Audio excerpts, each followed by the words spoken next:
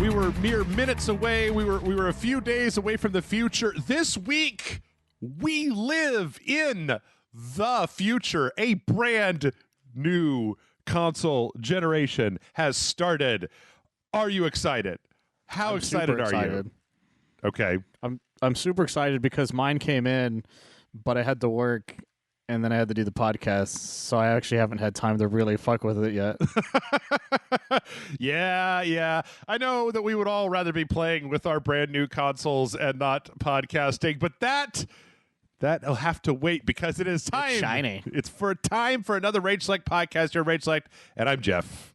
And I'm Mike. And I got to tell you, we're pretty much just going to be talking about these next-gen consoles pretty much all day today. So probably, yeah. Yeah. In fact, I have a story. So story time. Yep. I last week, as many people know, I had a PlayStation 5, but PlayStation 5 was on pre-order. It was going to come from Target. Fucking Michael and I ordered our consoles the exact same moment in my house. He got his today. Mine comes in tomorrow. I am not salty. I am not even a little bit salty about that. Trust me. I'm not going to write an angry letter to Target, but Target is on my shit list for an entirely different reason.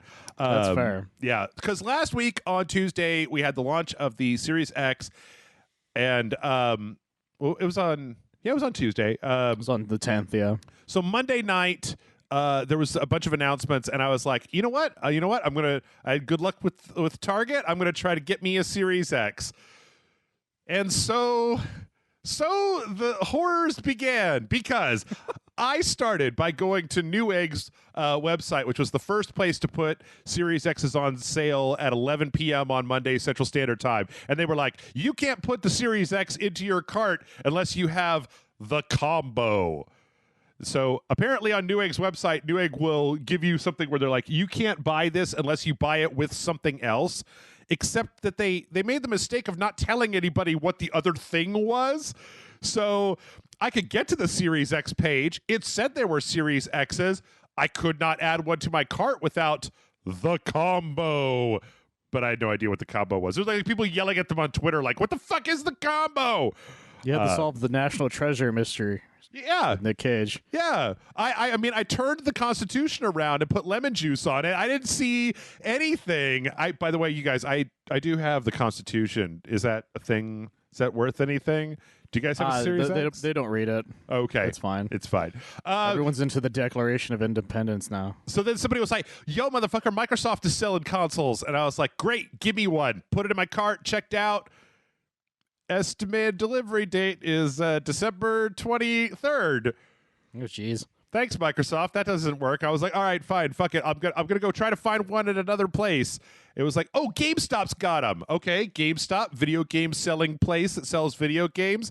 I believe the minimum that you could get a Series X from GameStop on was the $750 bundle that came with 2 controllers, a headset, and 2 games attached to it. And I was just like, no. Nah. Such overkill in general. Mm-hmm. Yeah. Fuck me. Yep. And then I was like, okay, listen, I'm almost done here. Best Buy's website has a literal timer that is counting down to 0. And at 0, it will be midnight. And so 0 happened. And I hit refresh on their page. And fucking nothing happened. And I kept hitting refresh, and nothing happened. And then somebody on the Discord was like, they got them at Target. And I was like, okay, all right. So I went to Target's website, and I was like, they're like, we've got some in the Target by your house. I was like, great, put it in the cart. They were like, it's in your cart. And I'm like, check out. They were like, it's gone. And I was like, okay. They're like, there's one in like further from your house. I was like, put that one in the cart. And they're like, great. And I was like, hit the checkout button. It's gone. I was like, okay, University of Texas, San Marcos, Georgetown, anywhere. And it was like, there would be like, there are 3 here, put them in your cart. Oh, now they're gone when you hit the checkout button. So I went to bed real angry. I must have refreshed the Best Buy page like 100 times to be like, would you guys put this shit on sale? Went to bed real angry, woke up the next day. They were, of course, all sold out at Best Buy. But Walmart, I don't like to say nice things about Walmart, Michael. The Wal-Mart. Yeah, but I fucking hate Walmart. But Walmart kind of they kind of had my back. They went on sale at like 11 o'clock in the afternoon. I had all my shit all filled out. I was sitting on the page. So refresh. They're there. I was just like, put it in my cart, check out. I don't give a shit where it is. I don't give a shit where it is. I don't care how far I have to drive for it. I didn't even look at what store. They were like, it's on this road. I was like, I don't even know what road that is. Just put it in my cart. I will go wherever you want to get one of these things. So I checked out at 11:05, right before they all sold out. And then Walmart was like, hey, buddy, we're processing your order. We'll let you know when you can pick it up before 8 p.m. Central Time. And I sat there and I watched it and I watched it and I watched it and I watched it. And I watched it, and it never changed. So I just went to Walmart, and I was like, give me my fucking Xbox. And they were like, okay, here, I guess. You solved the riddle. Yeah, that's right. That's what it says in the back of the Constitution when you put the lemon juice on it. It says, just go to fucking Walmart. I didn't realize that Walmart has this gigantic, like, tower. Have you seen the tower at Walmart? Do you know the tower? Which Walmart was this? It's the one over by my house, by the highway. But like, apparently, a lot of WalMarts have this now, where there's a gigantic orange tower. It's like a big hexagon orange tower, and you go up to it with your little phone, and you put your phone up to it, and it like grabs your item and puts it in this tower and brings it down and spits it out the front. And it's like lined on both sides by all these orange lockers that don't have handles on them, that I assume if it's too big for the tower, it just pops open a locker. And I was like, when did you guys have time to build this? I mean, I don't ever go to I Walmart. don't remember that at all. Holy shit. Have you been into a Walmart the last 6 months? Probably not a good Walmart. Yeah. Also, I gotta make a note here. Those motherfuckers did not give me a bag for my Xbox Series X. So I'm lucky that I had Amanda with me. The odds ever be in your favor, they said. Right. I didn't want to walk out into the parking lot of a Walmart with a Bears Series X under my arm on launch day. I mean, I had to do like the crazy eyes where I was like looking around and I was like, we gotta hurry, gotta get home and feed the wolves. That's right, I raise wolves. Tackle position outside the door. Yeah, I mean, it was weird. Like, you put it in a bag. The other thing I didn't understand is why the lady this lady brought out my Xbox. She set it down on a counter, and she like looked at my ID to make sure it was me, and then she picked it up to physically hand it to me, and I was like, ew. Just leave it. I'll pick it up. You don't need to. Don't hand stuff to me. So anyway, I got a Series X. Now, Michael, on the other hand, and I want to reinforce that I'm very not salty about this, has a PlayStation 5. So Michael got the PlayStation first, which is really only right considering I wouldn't even have one if it wasn't for you looking at Twitter the day they crazily went on pre-order. They originally sent me an email saying it'll be here on Wednesday, like next Wednesday. And then as I started my shift, I decided to check my tracking number. And it was just like, it's out your door. No knock, no nothing. And because my roommate was there, and I told him, I was like, hey, just wait. Whenever it delivers, there'll be a knock. But that's like a week from now. Yeah. So it's fine. But no, it was right there in a big fuck off Target box right outside my door. No knocks, no nothing. Fucking Target. Fucking Target on their website was like, hey, just FYI, we wanted to let you know we're shipping these PlayStation 5s. Like, we're not putting them in another box. How big this box it was, by the way. That's a big ass box. Is the box it comes in. That's a big motherfucking box. It's fucking massive. They were like, hey, we're not even going to put this thing in another box. So we wanted to let you know that, we're just going to put a shipping label on the bare PS5 box, and then FedEx is just going to leave it outside your front door in the middle of the day and it's like, guys, I'm not asking for much here, but like, that's a little much. But apparently they put it in a box for you. Maybe mine isn't going to be in a box. Yeah, apparently somebody messaged them on Twitter about that exact thing, and they're like, "No, it's going to be in a box." I don't. I have a whole other story about Best Buy and Google Stadia and how they fucking lost my shit, but I'm not even going to go into that. So, I tell you what, I'm gonna give some impressions. You haven't gotten any real time to mess around with the PS5, right? Well, I've done the full setup. Okay. Like the actual setup itself was really straightforward. It asks you to just log into your Wi-Fi, and if you have a PS4, you have it on, and what it'll do is it'll connect to it wirelessly and get your save data from it, and you can even install PS4 games that are currently installed on it. Mm-hmm. So you could transfer those. Also, during the setup, it says you can put a disc in, so if you have a PS5 disc, you can let it upload all that stuff while you're doing the setup. Okay. It's real nice so far. It has a speech-to-text like person setting. It'll ask if you want to have it on by default. It's annoying when you're putting in a password because it reads off every letter you hit. It's like 4 ampersand. I guess most people. It's like 8575. It's like, well, not all of China knows my password. Michael, China already knows your password. Yeah, they do. Come on. Well, the whole neighborhood knows now. Well, it's funny because comparing that, I feel like I've been looking at some of the stuff with the PS5 today, and I feel like there's the major difference that I'm seeing between the Xbox Series X and the PS5 is that like, and this is no shade whatsoever, but I feel like the Xbox Series X is just another Xbox. Like the UI when I logged into my Microsoft account, it was like, hey, we have settings from your Xbox. Do you want to just do that? And I was like, yes. So my layout of the home screen is exactly the same as it was on my Xbox One X. The UI is completely different on the PS5. There is one downside I've found for the PS5, which is that you know how to put it. When you put it sideways, it has a stand that makes it easier. Mm-hmm. Put it sideways. Since there's no way to screw in the way it is when it's sideways, if you're not careful and you try moving the PS5 a bit, the stand can just come off right away because it's only clipped on like by 2 little pieces that are like the size of my fingers right here. Like that's how much it holds that part, so it can just slide right out if you're not careful. Okay. Yeah, I'm going to be taking a look at. I mean, it's funny because I generally have this one space underneath my television for where to put consoles, and the Series X, if I put it horizontally, it like covers up like when I'm sitting on my couch, just like the bottom strip of my TV. So I've had to set it in its own. I had to get a seat. I had to get a chair to put the Series X into. And that has freed up the big space underneath my TV, so I can put. Would you like to tell us? I've heard the PlayStation 5 is large. Is it small It's big. Or is it large? It's long. Okay. That's the thing. It's not as thick as like the Xbox Series X is, but it's definitely a lot longer. Okay. A lot longer.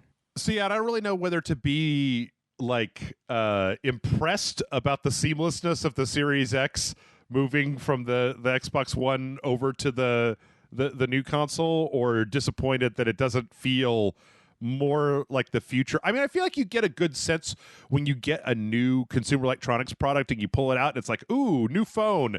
Ooh, look at all this, like these special effects and these apps, and like, ooh, it looks all shiny and new. Whereas with the Xbox, it's like, this is the exact same layout I've had on my Xbox for years. But it's got that ping pong air mode.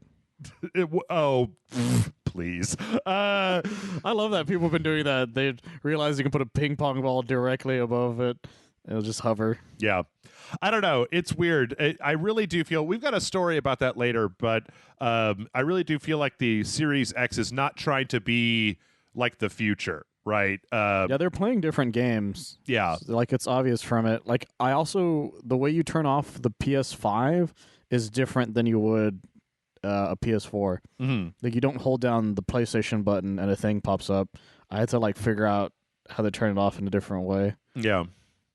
So I don't know. I mean, the only thing that's different about the Series X is that games run better and the D-pad is way different on the controller.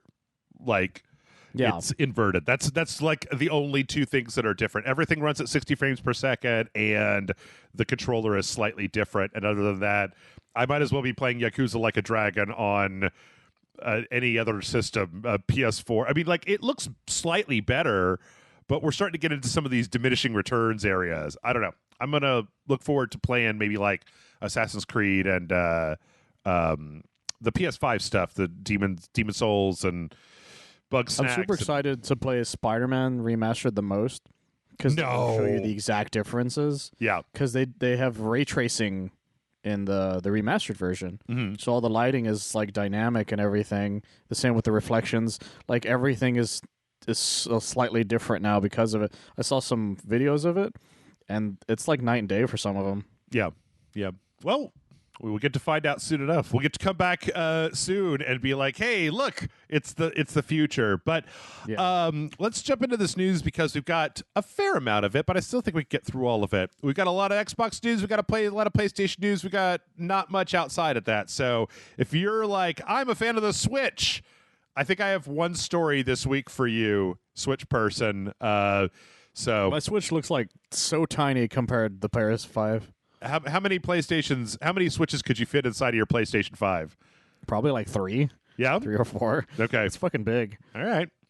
Well, first up, we got news that apparently the Xbox Series X/S launch sold more consoles than any other in a 24-hour time period. This is more than any other in 24 hours. By any other, do they mean their own, or what do they mean? Well, it's interesting that you would say that. This came from a tweet from Phil Spencer that said, "Thanks for supporting the largest launch," and then my browser just refreshed. "Thanks for supporting the largest launch in Xbox history. In 24 hours, more new consoles sold in more countries than ever before. We're working with retail to resupply as quickly as possible. You continue to show us the connected power of play is more important than ever." But this was coupled with an interview where Spencer basically said, like, a few years back, Microsoft decided to stop telling people like how many consoles they've sold. And they're basically deciding to move forward with that kind of methodology. There was an interview. That's interesting. Yeah, there's an interview that he did with the Guardian that said, "I know it seems manipulative, and I'll apologize for that, but I don't want my team's focus on console sales. I'll hold fast to this. We publicly disclose player numbers. That's the thing I want us to be driven by, not how many individual pieces of plastic we sell. In the last year, we've had Google and Amazon and now Facebook announcing they're coming into the gaming space. I'm not going to go compete with their numbers based on how many Xbox Series X I've sold."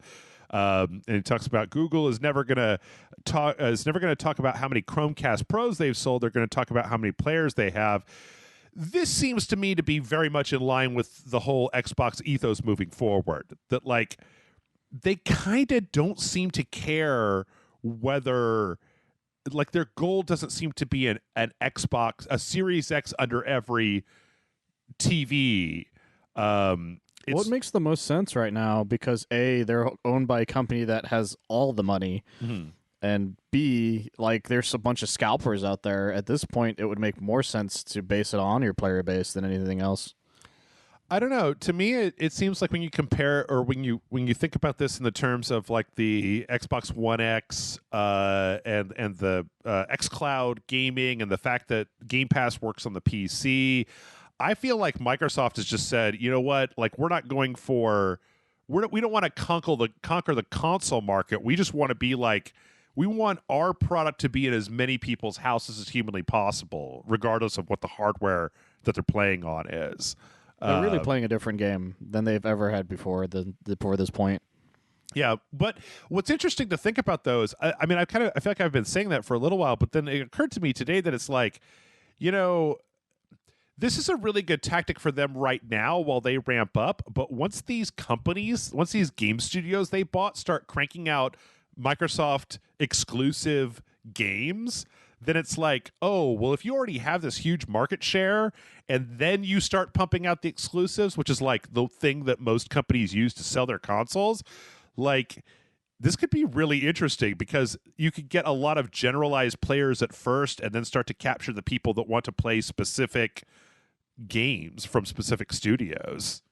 It's a really interesting thing because this is the first time I feel like in a while that Microsoft has completely leveled the playing field more than any other time, really. Yeah. Mm-hmm. It's weird because it was like, there was a third way that we didn't know about. Like everybody's been doing this for a long time, where it's just like sell your console, put your exclusive games on your exclusive console. Except for Nintendo, that was just like, I don't know, put a 3D screen on it, maybe make a waggle stick and grandma will play it. Put an iPad, make it in an iPad, and then everybody will love it. And yeah, and then Xbox just was like, no, we're going to just go over here and do this crazy shit. Like, in some ways, Xbox is competing with Steam, right? When you think about Game Pass. Xbox... with their Game Pass, their Xbox on the go stuff. Yeah, xCloud. Stuff. Yeah. They're going for every market. Yeah, it's like, it's weird. I just put it together in my head. Some people out there are like, duh, Jeff. It's like they're competing with everyone. They're not trying to own every market, but they are competing with everyone simultaneously, because with the phone stuff, they're competing with both Google and the Switch, right? Like if you get one of those controllers that puts your phone in the middle of it, you got yourself a weird Switch that can play Doom Eternal. It's weird. Like Microsoft is teabagging Apple over the Apple Arcade as hard as they can. Yeah. So I don't know. It's going to be interesting to see where it goes, and whether like the flash and glitz of like a very futuristic console is going to make a difference. But for some people, they won't get to find out, because remember when I said that my Xbox's estimated delivery date was December 23rd when I bought it through Microsoft? Apparently, a bunch of people who pre-ordered their Xbox Series X's on Amazon got a note last week that said, hello, we're contacting you with an update regarding your order of Xbox Series X. We expect to ship your console in the coming weeks, and we receive more inventory in November, December. At this time, we anticipate you will receive your Xbox Series X by 12/31 or before. My God. We are making every effort to get it to you as soon as possible, and apologize for any inconvenience. And these emails were going out, as you noted, this is in a Kotaku article, 24 hours before the launch. And these were for pre-orders. Oh, my God. This is for Amazon pre-orders of the Series X. 24 hours before the launch, it was just like, hey, just want to let you know it's going to be a month and a half from now. If you're lucky. That's dick, Amazon. It's super dick. Especially there's a lot of people probably ordered their games and their stuff from Amazon, and they probably already shipped all that shit out too. Yep. Yeah, it's fuck. I mean, obviously, right? Like, obviously, this isn't. I mean, I could be wrong, Michael. I don't think Jeff Bezos is like sitting in his Dr. Evil lair, just stroking a cat, and then he's just like, delay all Xbox Series X. And they're like, what, sir? Delay all Xbox Series X until after Christmas. Ruin Christmas, damn it. Just shoots one of his employees for no reason. Yes. You got to question me? He's like, I didn't say anything. Yeah. He like promotes that one guy to Admiral, and he's just like, don't disappoint me. Yeah, I mean, like, obviously this is something to do with... I mean, it's probably whatever the same reason was that my Xbox said it wasn't shipping until December 23rd, right? That there's some kind of supply chain thing that... They took too many pre-orders. Yeah. That's really what it comes down to. Yeah. Some kind of supply chain thing where people are getting it or they're not getting it or whatever is happening.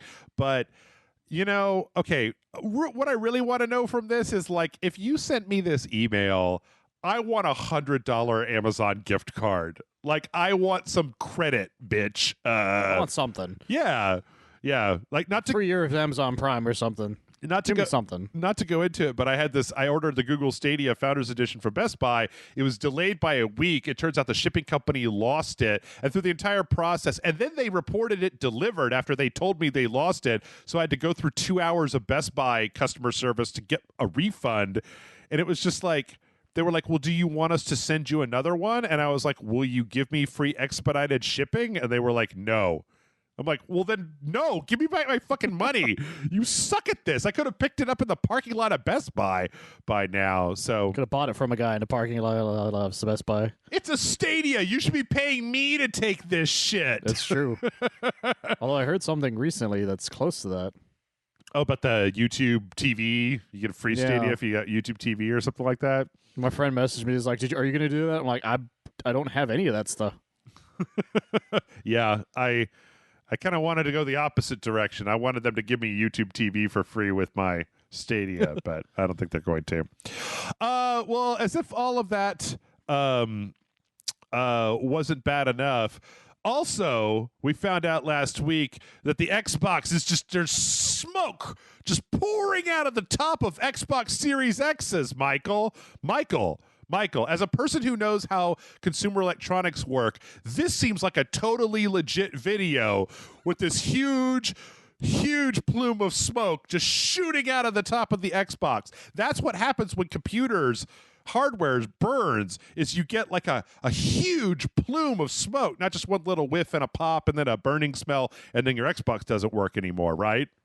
Yeah, this is how most PC gamers die. Mm-hmm. Yeah, from smoke inhalation when they're overclocking. Playing World of Warcraft. Yep. Overclocking all day, every day. Yep. No, this is not real. Boxing. For a hot minute, people thought this shit was real until somebody on the internet was like, hey, did you know that if you turn off the Xbox Series X and then just blow vape smoke into the bottom of the Xbox Series X, that looks exactly like those videos that you saw on the internet, because it drifts up out of the top and looks very dramatic. Because it's the way the fan works, it's shooting out hot air, so all that vape is just getting shot up. Yep. So this led to what might be the best part of the new console launch that we will all remember forever. Oh, I love this part. That Microsoft at Xbox on Twitter tweeted, "We can't believe we have to say this, but please do not blow vape smoke into your Xbox Series X." Those crazy vapors.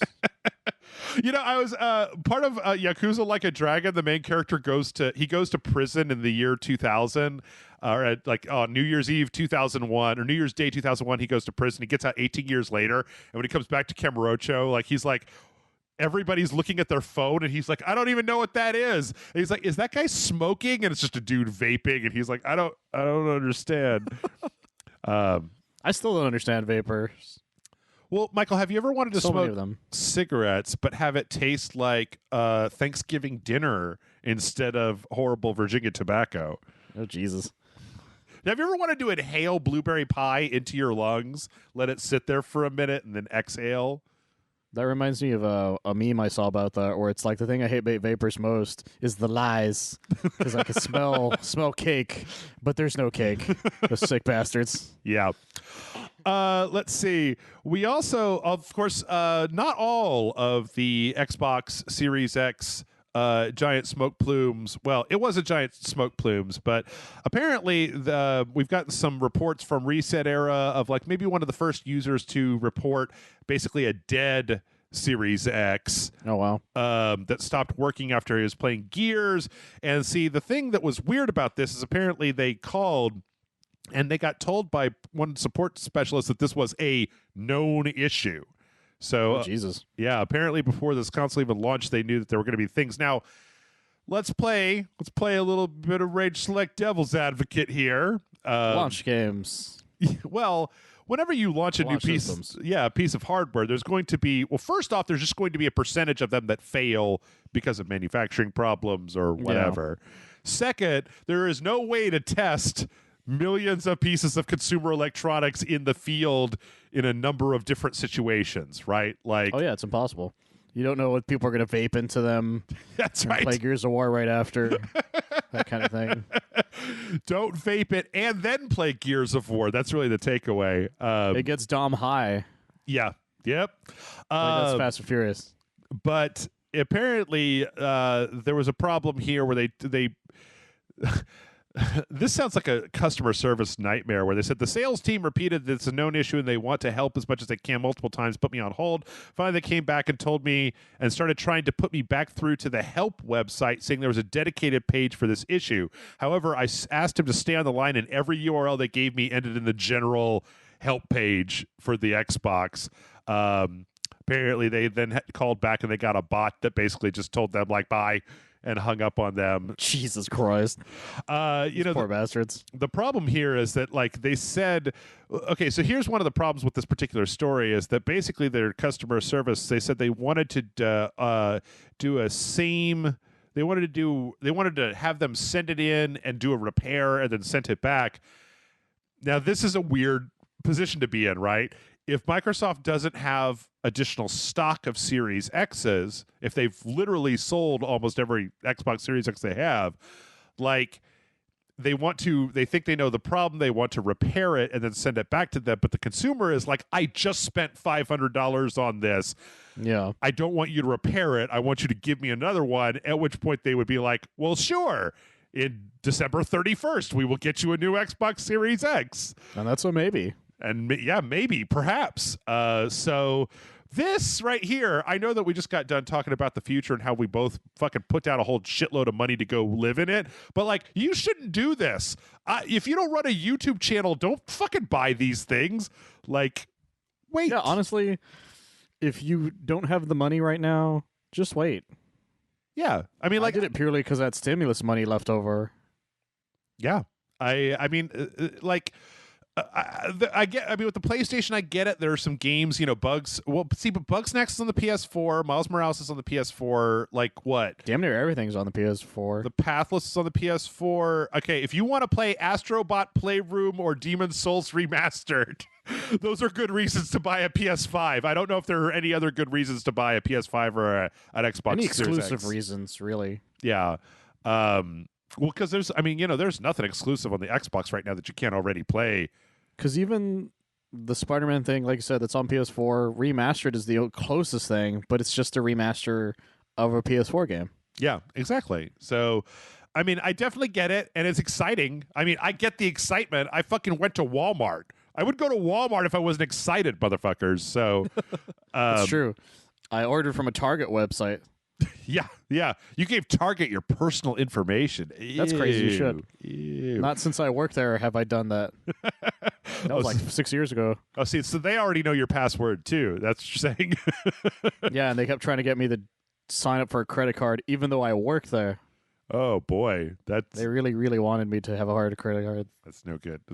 But or maybe I should just say there is no reason to purchase these things, but you also have to be aware of the fact that like when you buy into the first generation of any piece of hardware, I mean, come the fuck on, y'all. Like that's true. Like the RROD on the 360, the YLOD on the PS3, the Xbox Kinect, which is just a failure all unto itself. Like, I guess the Xbox One and the PS4 didn't have like supremely bad out of box hardware failures that were widespread. It was more just like small quality of life situations. Yeah, like the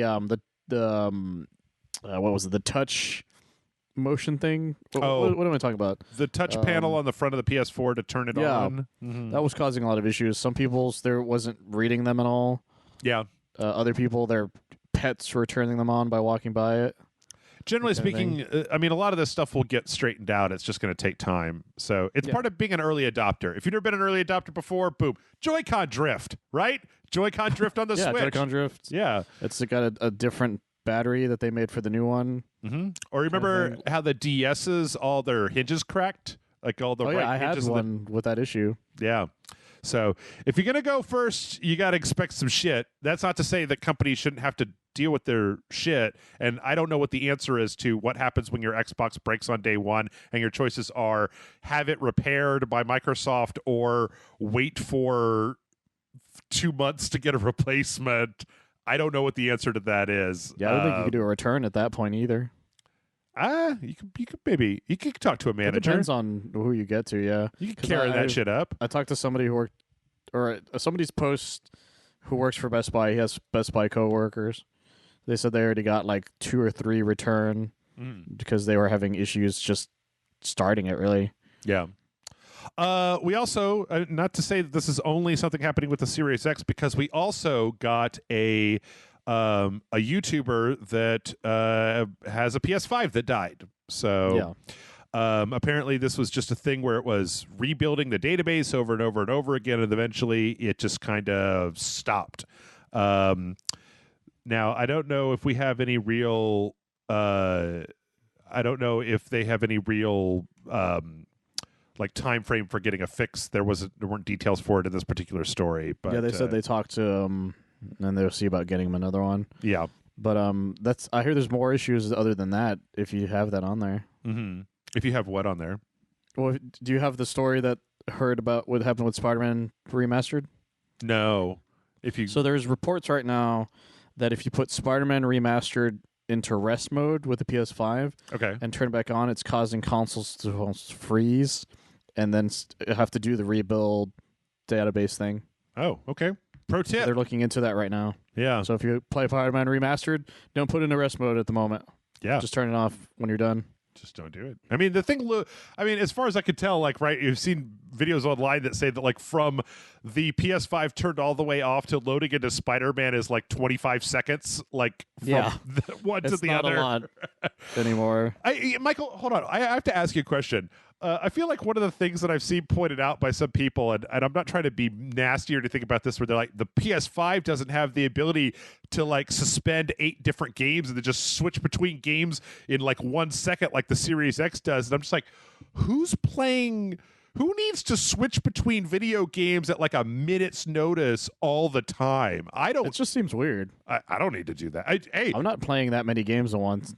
Yeah, chime in. I've never just been like, you know what, Red Dead, I'm going to stop in the middle of this mission and resume Fortnite because I've had enough of you. I'm done with Fortnite. I'm going to play Gears now. Right. You know what? I don't really want to play Gears. I'm going to play Halo now. It's like, what is wrong with you, you ADHD motherfucker?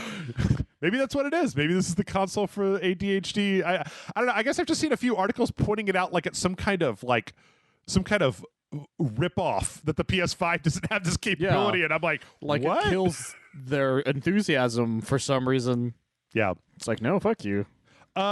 Speaking of enthusiasm, there is a person, Joey Chu, who was the first person in line for a PlayStation 4 and the first person in line for a PS4 Pro, and apparently a box showed up at his door that was a brand new PS5, and it literally had this thing on the inside that said, Joey Chu, first in line for PS4, first in line for PS4 Pro, patience is a virtue, this is for you, play has no limits, and it was a PlayStation 5. That's amazing. Yep, which is pretty cool. That's a pretty cool thing. I always love it when companies just give people shit. They never give me anything, but no, I never get anything either. Although I heard a Twitter story where he was given something on accident because he ordered the digital edition PS5 and there was a physical disc version inside the box. Oh, okay. Like the barcode didn't match the barcode on the box. Okay. So he just like had a free physical disc version. All right. Well, not free, but it was like 100 off, I guess. Okay. So good for him. We also had, if we're talking about PS5, we had a 12 minutes worth of Demon Souls last week that they showed off in a state of play, like 5 days before launch. This was really interesting. I don't know that I've seen, because this was like it showed the character creator. It showed just some kind of like walking around. I didn't actually realize until I saw this that there was I feel like I didn't realize that that there was going to be as much of a difference in feeling between the original Demon Souls and then this Demon Souls remastered, just in like the UI and the general way that the game looks, as since this is being remastered by Bluepoint. So like just the way that the text is displayed on screen and like the way that the UI elements are there, to me just seem different than what I would normally see out of a Japanese game. It seems a little bit more like organic than okay, a normal Japanese game. I don't know how to describe it. So that means they probably put a lot of work into it. Yes, yeah. I mean, they totally redid everything. It's just like this. In watching this, there's like this little thing in the bottom left-hand corner that shows like the shield and the sword and the and the grass, the regeneration stuff. Okay. This was like a bunch of boxes, and it's in a diamond shape, and I think in the original Demon Souls it was a bunch of boxes awkwardly sitting next to each other. There's like a weird elegance to the UI here that I kind of just expect FromSoftware's games to be really clunky in the UI department. And I don't know. There's just a lot to this where I feel like it looks a little bit more like, I don't know, like a Western RPG than the original Demon's Souls that had this weird. You know what I'm talking about, right, Michael? This like the Kojima, like the snappy Japanese crispness to it that's almost kind of inhuman in a way. Yeah, no, I know exactly what you mean. And this just looks very like more organic than I would expect from a Souls game, to be honest. Which is interesting. Yeah. It's not something I would have considered for an update like this. Mm-hmm. I mean, it looks really good. And as I've said before, I'm gonna check it out. But, you know, that's what it is. They really like showing off Flame Lurker. They did show off the Tower of Latria, which I was super happy to see because Tower of Latria is a really interesting area in the game. Okay. Which has these like mind flayers in it. I didn't actually. Because I know you kept saying where it kept like showing things that like were super basic, according to you at least, compared to the rest of the game. Mm-hmm. So you feel like it's showing off more like different, more interesting parts of it now. I mean, it was showing off 1-1, and it was showing off a little bit of Latria, which is nice. I mean, I don't know. You also kind of run into a question when you start talking about this of how much do you show? Like, how much do you show in a trailer? That's true. I'm sure let's just let people see when they play the game. So, but yeah, we got that. It looks pretty good. We also got some more FromSoftware news in that Bloodborne, which I feel like a lot of people were unsure whether it was going to be 30 frames per second or 60 frames per second. It is 30 frames per second on the PS5. Okay. There is no update. There is no, at least not right now. There's no update. So it's just running at 30 FPS. I think it runs a little bit faster, but it's not like, suddenly Bloodborne at 60 frames per second. Now, Sekiro and Dark Souls 3 both have 60 FPS improvements on the PS5. Strangely, though, Dark Souls 3 on the Series X is still running at 30 frames per second. But That's weird. I think this is just going to be a battle moving forward where, like, some developers prioritize doing 60 frames per second, but I remember listening to a tech talk one time about how much faster your engine has to run in order to be able to do the calculations for 60 frames per second. And to me, it was just like, wow, that seems totally unreal. I highly doubt that FromSoftware is going to update Bloodborne to run at 60 FPS unless they release like a remastered for the PS5 version. Yeah, I doubt it too, unless they like ask the people who keep trying to mod it to do it. Yeah. But even then, I don't see them doing that. Even the guy that modded it had to drop the resolution. I think he had to drop it to like 720 and then upscale it in order to get it to run that fast. Oh, like, okay. It was like he just flipped a switch, right? Like running on the actual PS4 hardware required more hardware than was available there. So, yeah. So anybody that wanted to buy a PS5 apparently just to make it a FromSoftware machine with the Demon's Souls and Sekiro and Dark Souls 3 and Bloodborne. I mean, it'll run all of them, just not all of them at 60. Yeah, just not the way you want. Yeah. Let's see. From there, we got some full-on bad news. This is just like, God damn it, Konami. God damn it. So when game journalists had their PS5s, some people took PT and got it running on a PS5.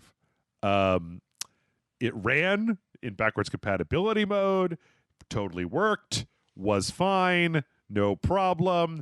Apparently there has been an update and PTE no longer can be moved from a PS4 to a PS5, and if it's already on a PS5, it will not start. It won't run anymore because Konami hates fucking fun.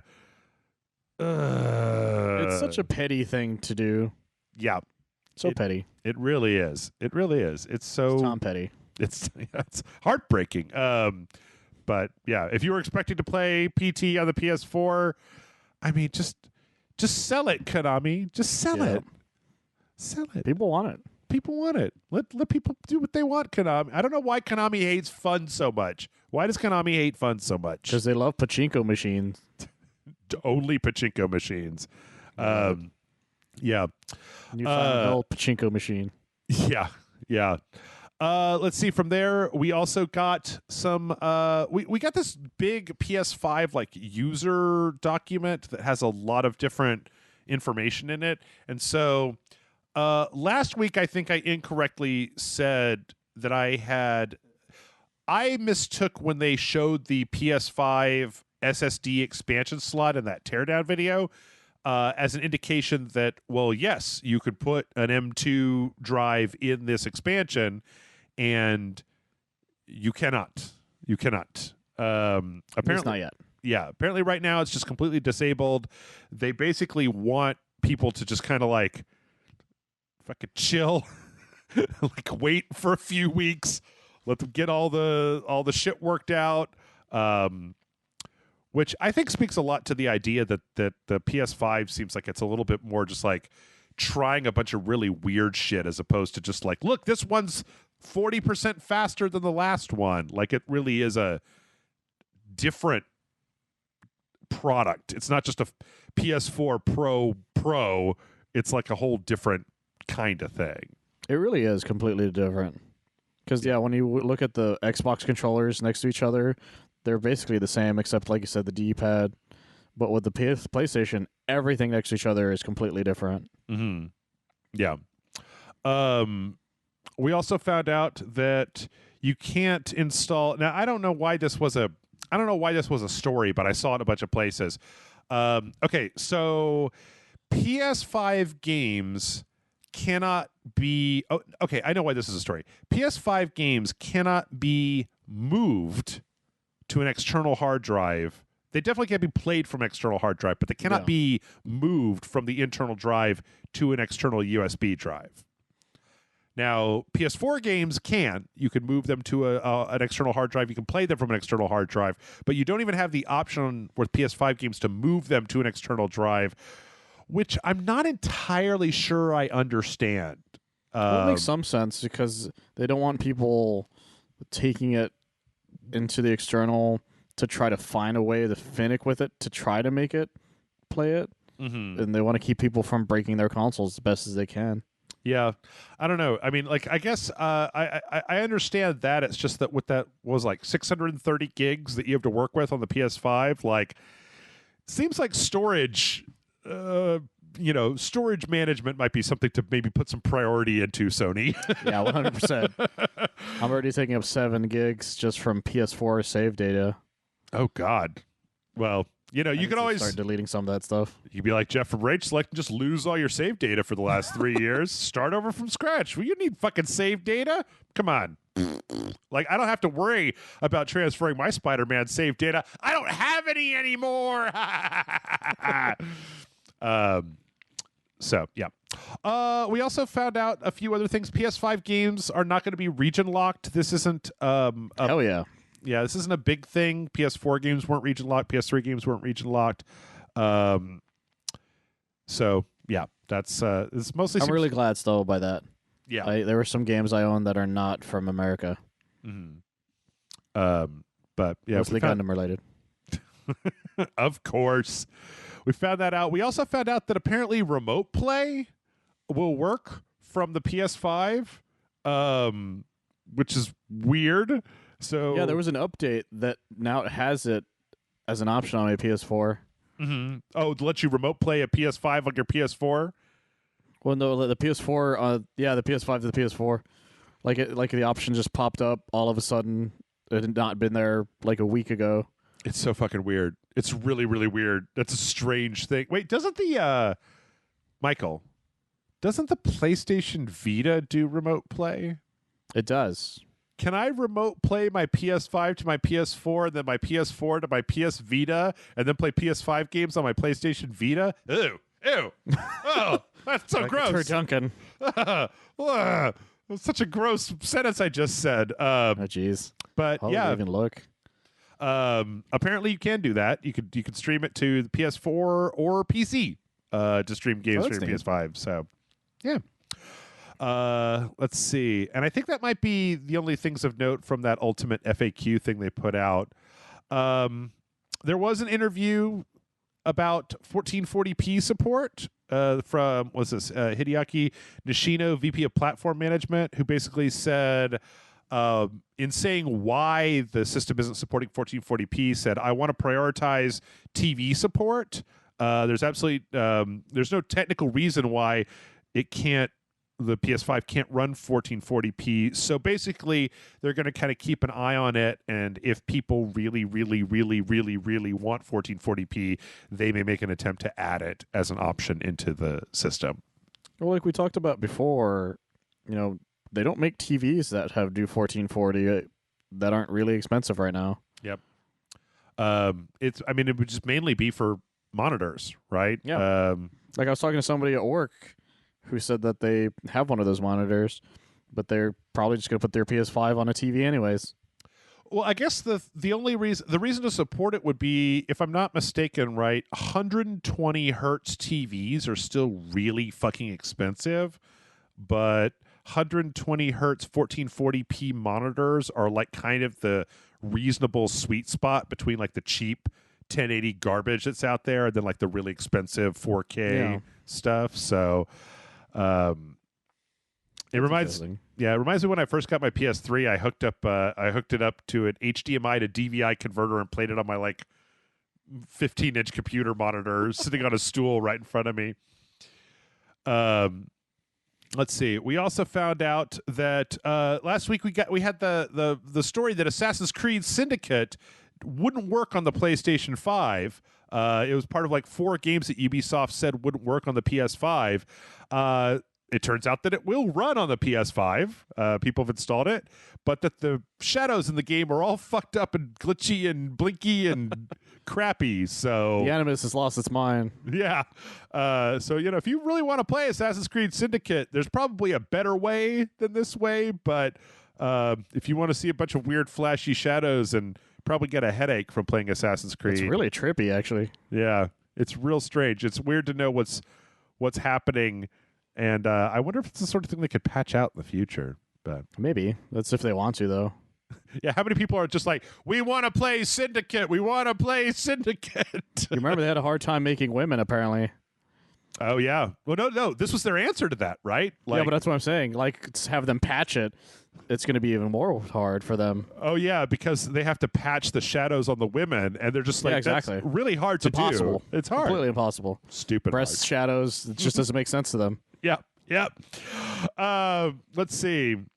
We also found out last week that speaking of things the PS5 doesn't have, the PS5 also apparently doesn't have a built-in web browser. And part of this is because apparently Sony is just like, we don't think you need one. We don't think anybody's using the browser. It might as well cut to them just going, why? Right. So, it doesn't have one right now, but they said that they will keep an eye on it. And if it becomes a thing that is necessary or that a lot of people want, they may add it in the future. But that right now, nah, man. I mean, if somebody... Literally, the only reason I've ever used it is there's a website we found that you can watch cartoons for free on, mm-hmm. and it just works on our browser, and that's it. Okay. That's why I use it, to watch it on my TV, and that's it. Apparently, a lot of people use it to watch porn. What? What? Come on, guys. I don't know. The fuck? I don't know. I'm just trying to imagine a scenario where when you want to watch porn, you want to watch it on your TV through your fucking game console. Like, I don't. A lot of people, I guess, jerk it in the living room. To the Wii U as a joke. Just because, like, I'm watching porn on a Nintendo console. I just thought it was funny.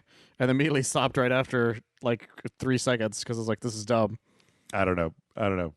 Well, maybe it's so they can watch it and then they can switch to another game on their Xbox. Oh, yeah. And then switch to another game and then switch to their porn. Well, I think the Xbox still does have a browser somewhere on it, so there you go. It's perfect. There you go. You can quick resume. Switch to your nudity. They're playing Assassin's Creed. They're like, you know what? I really want to wank it right now. Mm-hmm.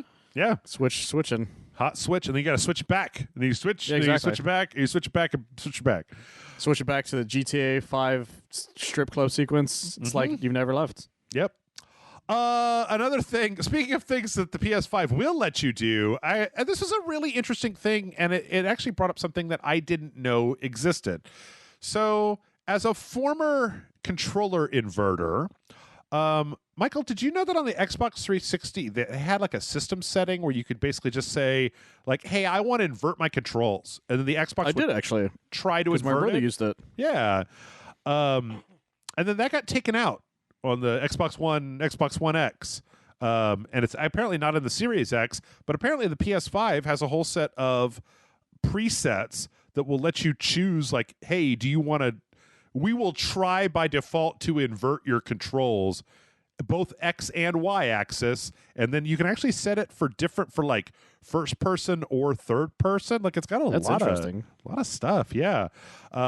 Apparently it works. There was some testing here on Polygon. They tried it. It worked in Spider-Man Miles Morales, Astro's Playroom, and Devil May Cry 5 Special Edition. Apparently it did not work in Bug Snacks. Okay. Yeah. Bug Snacks, worst game. Devil May Literally Cry unplayable. 5. Yes. Best game. But yeah, this is interesting. I've kind of heard a lot about this. Apparently, they've really done a lot about changing some of these presets into much more granular options. Like there was one for notifications where you can set each individual notification, and you can set it like, do you want to see a notification while you're playing a game, while you're watching a broadcast, or like at any point? So you can actually set it so that it wouldn't interrupt you when you're playing a game, but it will interrupt you, like if you're watching Netflix, it's like, boop, so-and-so wants to play a video game or whatever. Yeah, there's a setting that I had to turn off that said if you're playing a game or something that needs an update, you'll just turn it off and then to do the update. So I was like, fuck that. Come on, Sony. Yeah. It's like, don't you do that. Yeah. And then let's see, we also had another story last week where apparently one of the like art directors at Sony said that at first the PS5 was going to be even bigger than it is right now. Things are already real big. Yeah. I mean, the big thing, right? It's an interesting article where he basically talks about how the reason it's so big is for airflow. Like if you made it skinnier, then the airflow over the components would not be as good. They wanted to really make sure that the processor wasn't going to overheat. So there's been a lot of attention paid to giving it enough throughput of air to make sure that, it's not going to overheat and melt down and be shitty. So I don't know. How big is the maximum bigness of console that you like? Well, at what point, Michael, would you say, I don't care how good the performance is, I will not accept a console that big? Mini fridge? That's a tough one. Mini fridge? No, mini fridge isn't that bad. If it was the size of a TV stand, then you've gone too far. A TV stand? Like the thing under... Just, like what if the original PS5 design was just, it was now a TV stand? Oh, just put your TV on top of your console. Mm-hmm. Fuck it, why not? What about got slots to put your other consoles in it? What about Snoop Dogg's Xbox Series X fridge? Is that too big? Oh, that's way too big. Is that too big? Okay. You'll be like that guy from The Simpsons. I want the biggest console you have. No, that's too big. What if that fridge could play every game from any computer, from any system, full backwards compatibility for everything that's ever been created in the history of mankind, and it was guaranteed to last you through at least 3 more generations of video games, like 20 years of video games? I would buy it then. Okay. I would. I really would. Just put it in the closet somewhere. Okay. Good to know. Just attach it to a TV. And our last Sony story is that apparently, according to a Bloomberg report, Sony was actually thinking about raising... Sony has announced that they want to raise the price of their next-gen games to be $70 as standard, but apparently there was some talk about making it even higher than that. Apparently, according to anonymous executives, the Bloomberg report said that Sony considered going even higher than 70 before settling on that as a new standard. That brings up, I mean, I've always said, right, like, you guys can make the games cost whatever you can make it whatever you want. Yeah. But there's a point where we're all just going to go, well, hey, here's a question. Have you ever bought one of these like $120 like legendary editions that has the season pass and all the bullshit? I mean, even with Mortal Kombat, which is one of the few games I bought season pass for, I bought the $60 game, and then like a month later, I chipped in my $30 for the season pass. Right. The only time I've ever bought the super like $100 edition of something was Injustice 1. Okay. And that was years ago. Did you feel good about that? Did you feel like you got like... No, I felt stupid about it. Okay. Because I did it purely to get the new 52 Superman outfit before it came out. Because I didn't like his normal outfit in Injustice 1. Yeah. I still have the statue. It's in my apartment somewhere. I think that Matt might have bought one to get that death statue from Darksiders that I have just sitting in one side of my room. Yeah, I don't know. I considered them because they got these nice statues. There's this Dragon Ball one they made for Kakarot a while back, but they always sell out real fast. I think that the thing is, again, like I've said before, if video game companies wanted, like if a video game company was like, we're gonna charge you $80 for like a really long, very well polished, lots of replay game with no DLC, like it would have to be the size of a game, like a modern game that we get after the 2 DLCs have come out, right? Yeah. It'd have to be like, if you want to charge me $80 for a video game, it would have to be the size of a game that already has all the DLCs, and it would also have to be the polish. Like, I don't want to accept your fucking half-done Avengers game for $80. There was a $100 version of that too, wasn't there? Yeah, there came was, with a bunch of bullshit. Like, came with some statue or something. Was that Captain America statue or whatever? God, can you imagine? Like, gross. That's gross. Duke Nukem Forever had a super special edition. Yeah, Somebody bought that probably. The thing is that, I mean, even if like it has a statue, at least it fucking comes with the statue, right? Yeah. Like some of these digital deluxe editions, they just come with like, oh, we're going to give you 10,000 credits and like, here's some DLC skins for your guns. Here's an outfit and some red shoes. That'll be $100. Also, we promise we will maybe eventually give you more content. It's like, maybe. Ugh. Yeah, some of them are ridiculous. Like, what did people get for their Arkham Knight digital deluxe edition? Like races? I think there were races, some costume. Was there ever story DLC for that game? There is story DLC for it, but it's like prequel stuff. Okay. Kind of thing. I don't know. I mean, like, I guess I'll say the same thing I always say is like, hey, video game industry, go ahead. Like, if you think that you can pull off $80, go ahead. But like, I don't know. Here's a question. Michael, PS5, Spider-Man 2, just the base game is $85. Would you pay $85 for just Spider-Man? No. No? Absolutely not. Okay. You just wait for it to go on sale, or like just like you. But then again, you get all FOMO. Are you sure? Well, no, because I was thinking about another game that I did buy that was like close to that, but it wasn't the base game. It came with its season pass, which was when I bought the Fighters edition of Dragon Ball Fighters. Okay, that was like $90. Yeah. I don't know. It's just the question is like, there seems to be making this argument that is like, well, the games are so much better that we should be able to charge you more than $60 for it. And I don't think a lot of people agree with that statement. I just don't. No, for the most part, most people don't. That's why most people were upset when they even put it up to 70.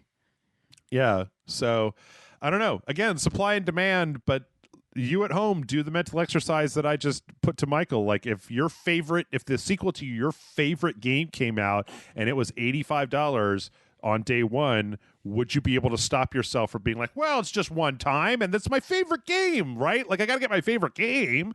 Well, here's the thing about games is that a lot of times their price will go down. Unless you're Nintendo, they will go down a lot.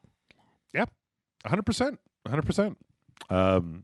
That's why I say, like, get 2 years behind modern tech. Yeah. Anyway, I think we're going to go ahead and take a break there. We didn't get as far through my browser tabs as I wanted. I still don't know how to do like a full part 1, part 2 podcast. Maybe I need to like set a timer so that we only like shoot the shit for like 3.5 minutes before we start. Then we would have had an extra 10 minutes, which was not enough to get through the rest of what I've got here. So, all right, we'll be right back.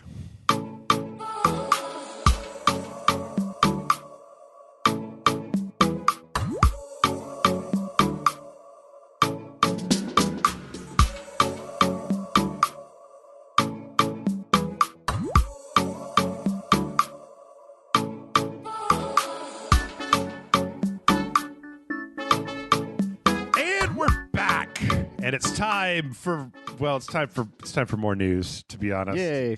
So when we last left the news show, we were talking about how expensive games are. I put this on the list. I probably should have cut it. That son of a bitch, Strauss Zelnick, was out there in front of his investors being like, we think we should charge more than $60 again. His reasoning being that he's like, oh, well, we're giving people way more than $60 worth of value in our video games, so we should be charging more, but it shouldn't be. I hate Strauss Zelnick, so everyone does. I'm sure his investors. I'm sure the investors are super happy with him, but yeah, he's like all the bad qualities of Scrooge McDuck. Mm-hmm. Period. Constantly. Oh, that was the end of the sentence. Yeah, period. That was the end of the sentence. He's all the bad qualities. So let's talk about good stuff instead. We finally got the worst kept secret in all of humanity was finally revealed on November 7th and 7 Day. Hey, Michael, hold on to your hat because the Mass Effect trilogy is being remastered. Hooray. Wasn't that a shocking surprise to you? Are you not No one saw it coming. Shocked. Nobody. Yep. Apparently, this is going to be called the Mass Effect Legendary Edition, and it's going to have Mass Effect 2, and Mass Effect 3. It's not going to have Mass Effect Andromeda. It's going to have all the DLC. Apparently, they're just like remastering it. They're not making any changes. Like, I was actually thinking how cool it would be if they were to like somehow smoosh all three of them together into like a unified engine and just remake them all from the ground up, so that it was just like playing one huge fucking video game instead of having to like stop and then go and then stop. Man, that would be great.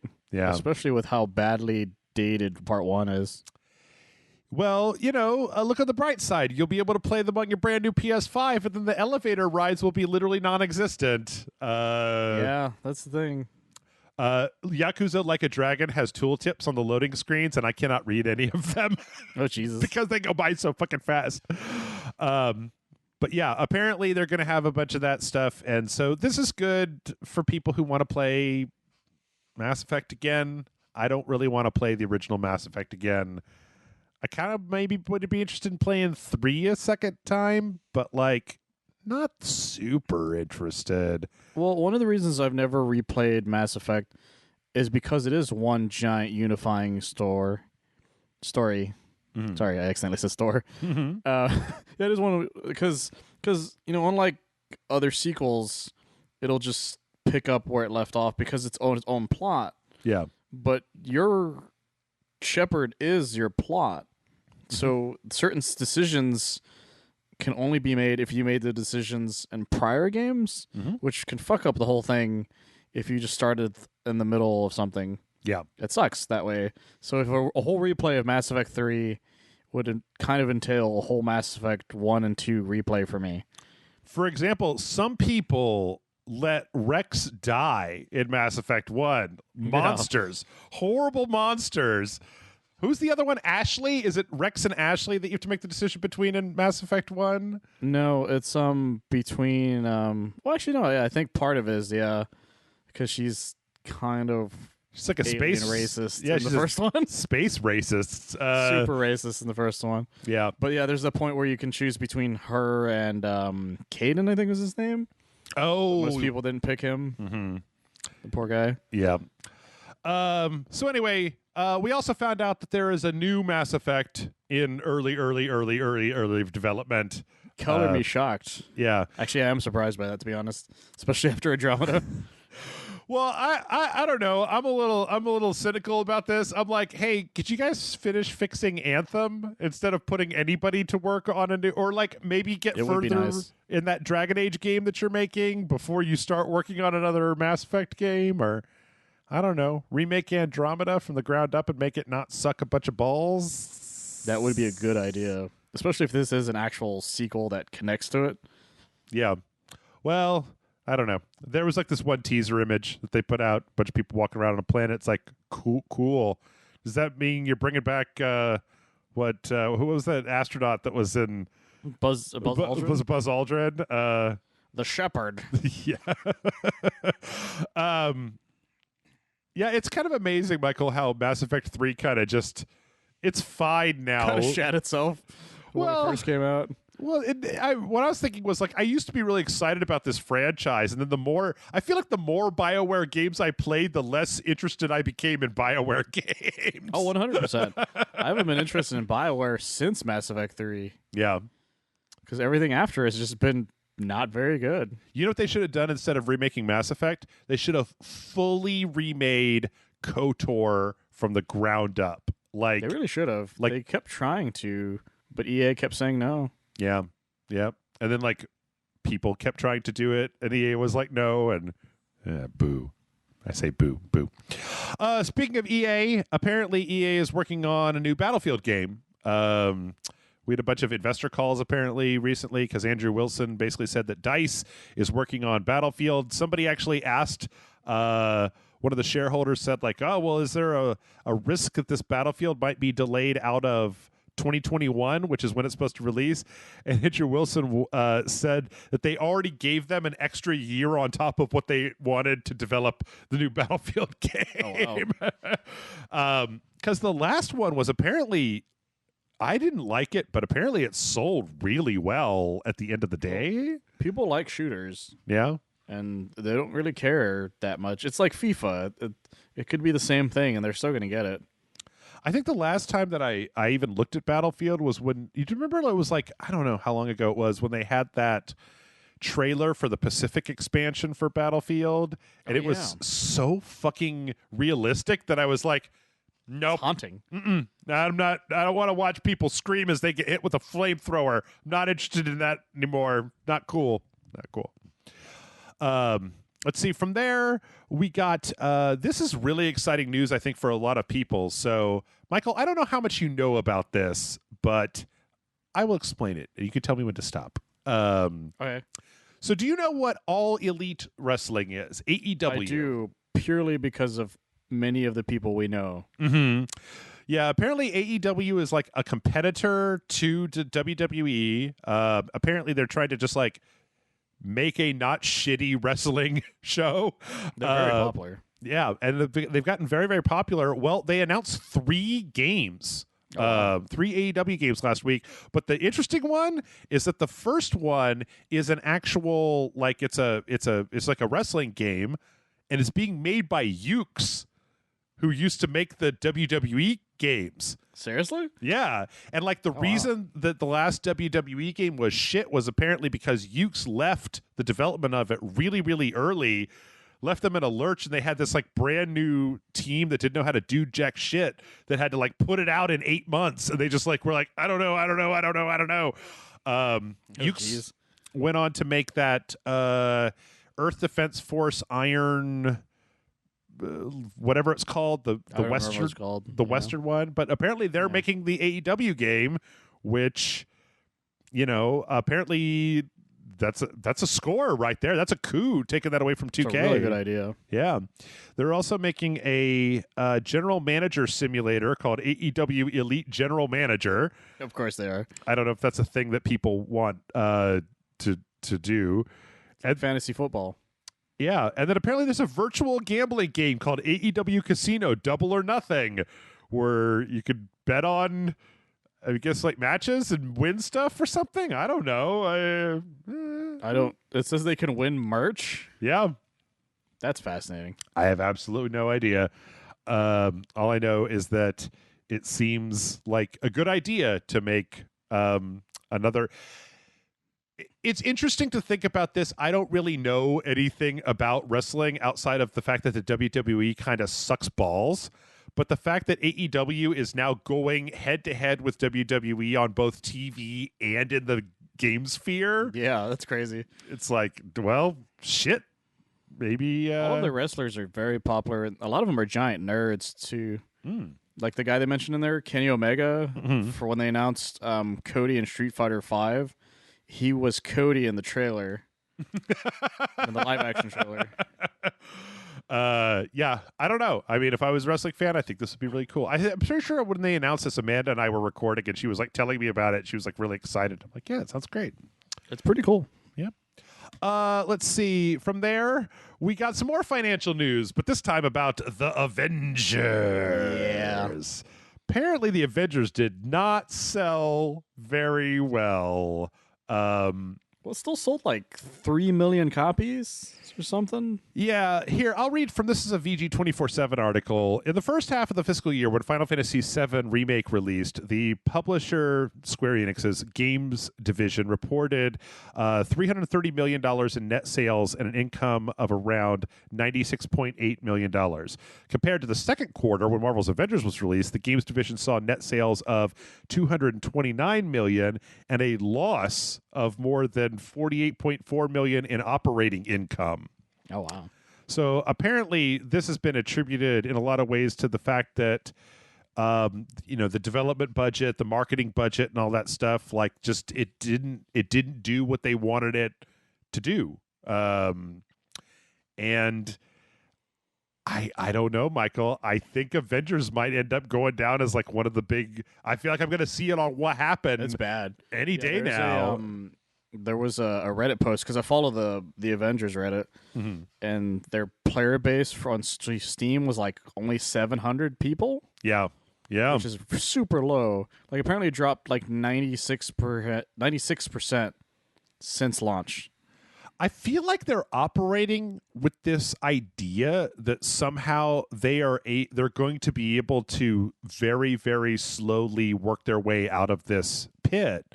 And I don't think that's the case. I think they need to start like working it hard right now. The issue is they are, but they're fixing the main game that's already out because it had so many bugs, and so many fuck ups. They're just trying to make it an actual working game for a lot of people. It's like, and that's stupid. They should have waited if that was the issue this whole time, because now they look dumb for not having any info, but they can't do anything until they fix the game they have now. Yeah.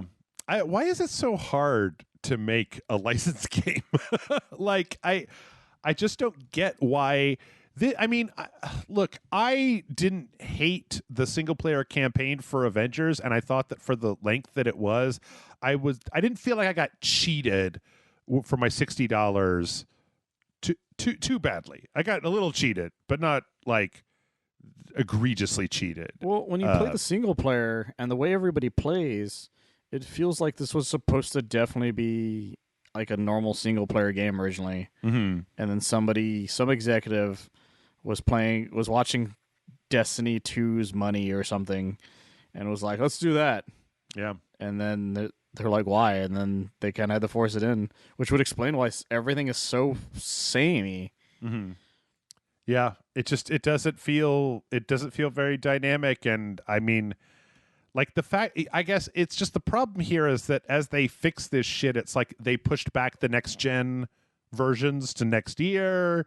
Like the DLC isn't out. There's so many things that could get people re-excited about this, and they just don't feel like they're doing any of those. Yeah, there's two actual villains you can fight over and over again, and that's it. Yeah. And there's two other bosses, but they're just giant robots, which can get really boring very fast. I saw a meme where they're like, oh, there's a new villain. His name is Mask Husker. It's like, because they got nothing. Yeah. So I don't know. The thing is that I feel like they need to. This is one of those things where I don't know their priorities. Somebody needs to dump some money into the development to get this thing like rolling fast, because the last thing they put out was, what was it, like those What a It's a challenge Tachyon thing. map. Yeah. The Tachyon challenges, which is just timed challenges. Yeah. And they listen to feedback a lot because a lot of their updates came from feedback, but they're also fucking up constantly. Because I was reading another Reddit post, there was a specific thing Kamala's move is supposed to do, but it doesn't work. So instead of fixing it, they just took it out of the description. God damn. Because they just couldn't get it to work. Well, I don't know. Speaking of descriptions of things, there was this weird Twitter controversy about Cyberpunk 2077, about how like the Cyberpunk Twitter account had not tweeted in a little while, and they hadn't. Like the Twitter account used to say the release date of the game and that it hadn't been changed to the December 10th release date. So it was just like this thing where somebody on Twitter was like, it's going to get pushed back again. And then like the creative director or somebody just like, because they posted a screenshot of the description for the Cyberpunk account, and it didn't have a release date on it. And then like the creative director just tweeted back like the account with the header image that says December 10th on it. So Oh jeez. yeah, I don't know. I don't think they're gonna. What do you think? I don't think they're gonna delay it again. I don't think they can afford to now. Yeah, because the public is turning on them now. Mm-hmm. Yeah, if they delay it again, I think it would be. I mean, I'm all in favor of them delaying it as much as they want in order to fix it, in order to get it right when they put it out. But you know, we talk a lot. Okay, so Michael, we talk a lot about crunch. We talk a lot about like game development and the time that it takes and things like that. And there's definitely, I don't like the idea of crunch. I don't like the idea of having to do stuff at the last second. I do understand though that a lot of times you kind of have to do that because it's impossible to budget for infinity problems. On the other hand, nobody is going in and putting a gun to these people's heads and making them announce a release date. They could just as easily say, I mean, I guess they have to at some point to do like the pre-orders and, you know, here's the window, but I don't know. I'm kind of a mind of just saying like, just be like, it's probably gonna be out later in 2020 instead of like, we're doing it. Here is the release date. You could quote me on that. I think it's better if they are vague about it as much as they can. Yeah. Like I know, the whole pre-order thing, but it's just get it to work when you can get it to work. Although my favorite story to come out of them delaying it, because you remember how the way the message was, had this yellow background and stuff on it. Mm-hmm. So the Guilty Gear Twitter was like, they put out a message that just said, "We decided to put out a message with the yellow background on it." Mm-hmm. That's literally all it said. Okay. And a bunch of people were like, "I'm gonna pre-order Guilty Gear now." Let's see. We also had. This is kind of almost our last story before we could just go into the trailers, but so man, this shit is fucked up. Twitch. Let's talk about Twitch. Let's talk about Twitch.tv. So a few weeks back, Twitch had this thing where they basically announced that people were going to need to take down anything with DMCA strikes for music and whatnot in their clips. But they weren't specific about it, so a lot of people ended up just deleting their entire video library because they were just like, well, you won't tell us anything and you'll suspend our account.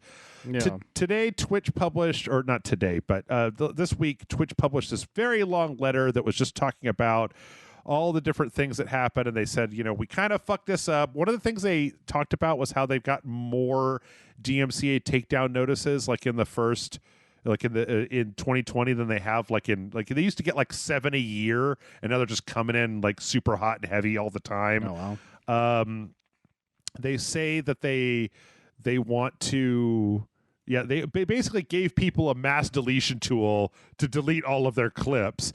They're trying to say that they want to try to develop the tools kind of like YouTube has to like isolate an area where there's an offending thing and audio and excise it. Apparently, so how on YouTube, or I don't know how many people know this, but on YouTube, if you put up a video and it's got a copyrighted clip in it, the music owner a lot of times will just claim that clip and then take part of your revenue, that's actually tied into a licensing deal that YouTube has with content creators, where like if Twitch wanted to do the same thing, they would have to enter into some kind of deal with like record executives and rights holders. But you know what? You all can go read like the specifics of that. What I want to say is that there is some bad shit happening on Twitch right now.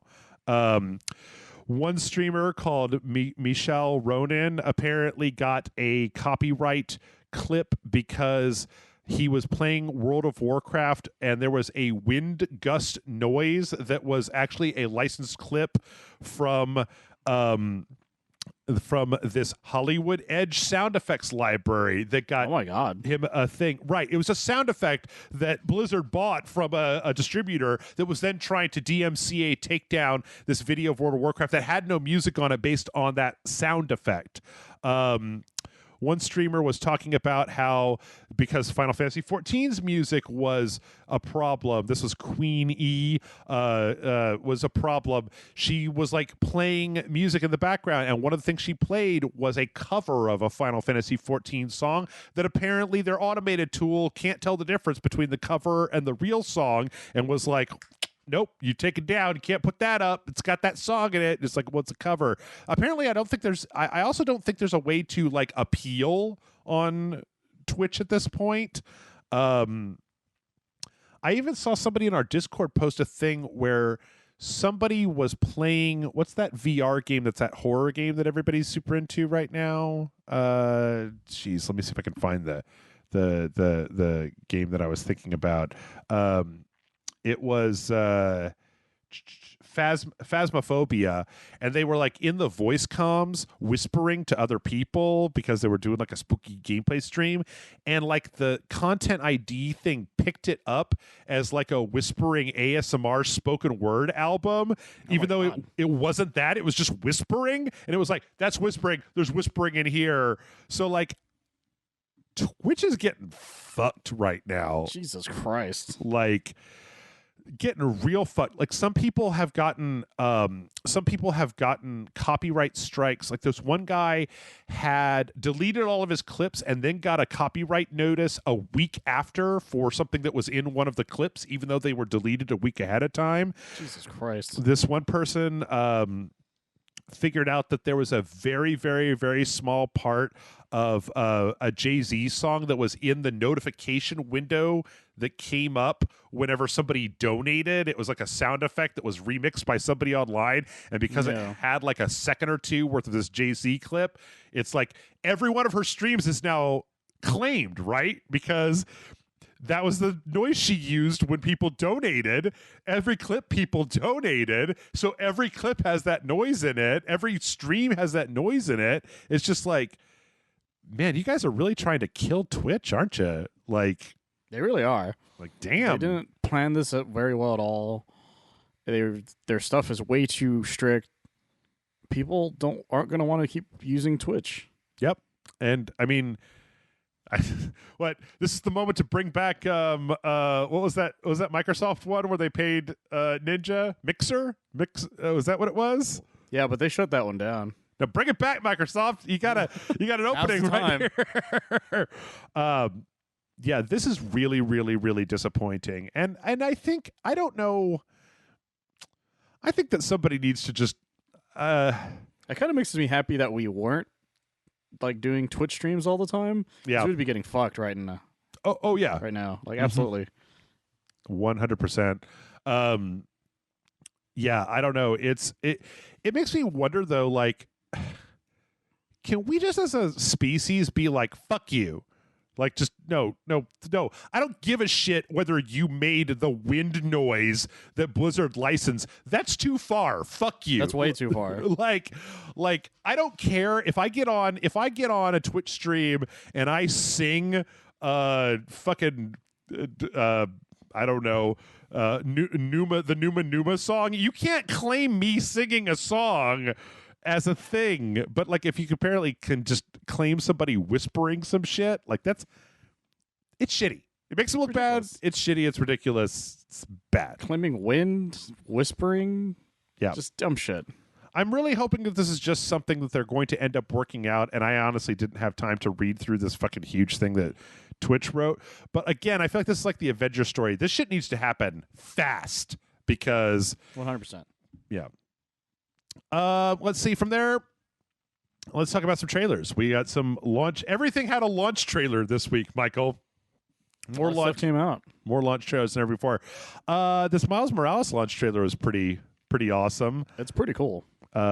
It did make me realize, though, that like I've really only been exposed to Miles Morales in Spider-Verse. So I watched this and I'm like, oh, it's like a weird ripoff of Miles Morales. He doesn't look anything like he looks in Spider-Verse. It's interesting because it shows a lot more, and it has a lot more of Peter Parker in it. Mm-hmm. And I know a lot of people were like, "Where's Peter?" constantly. Mm-hmm. Well, now you know is there. It's just a different part of the city.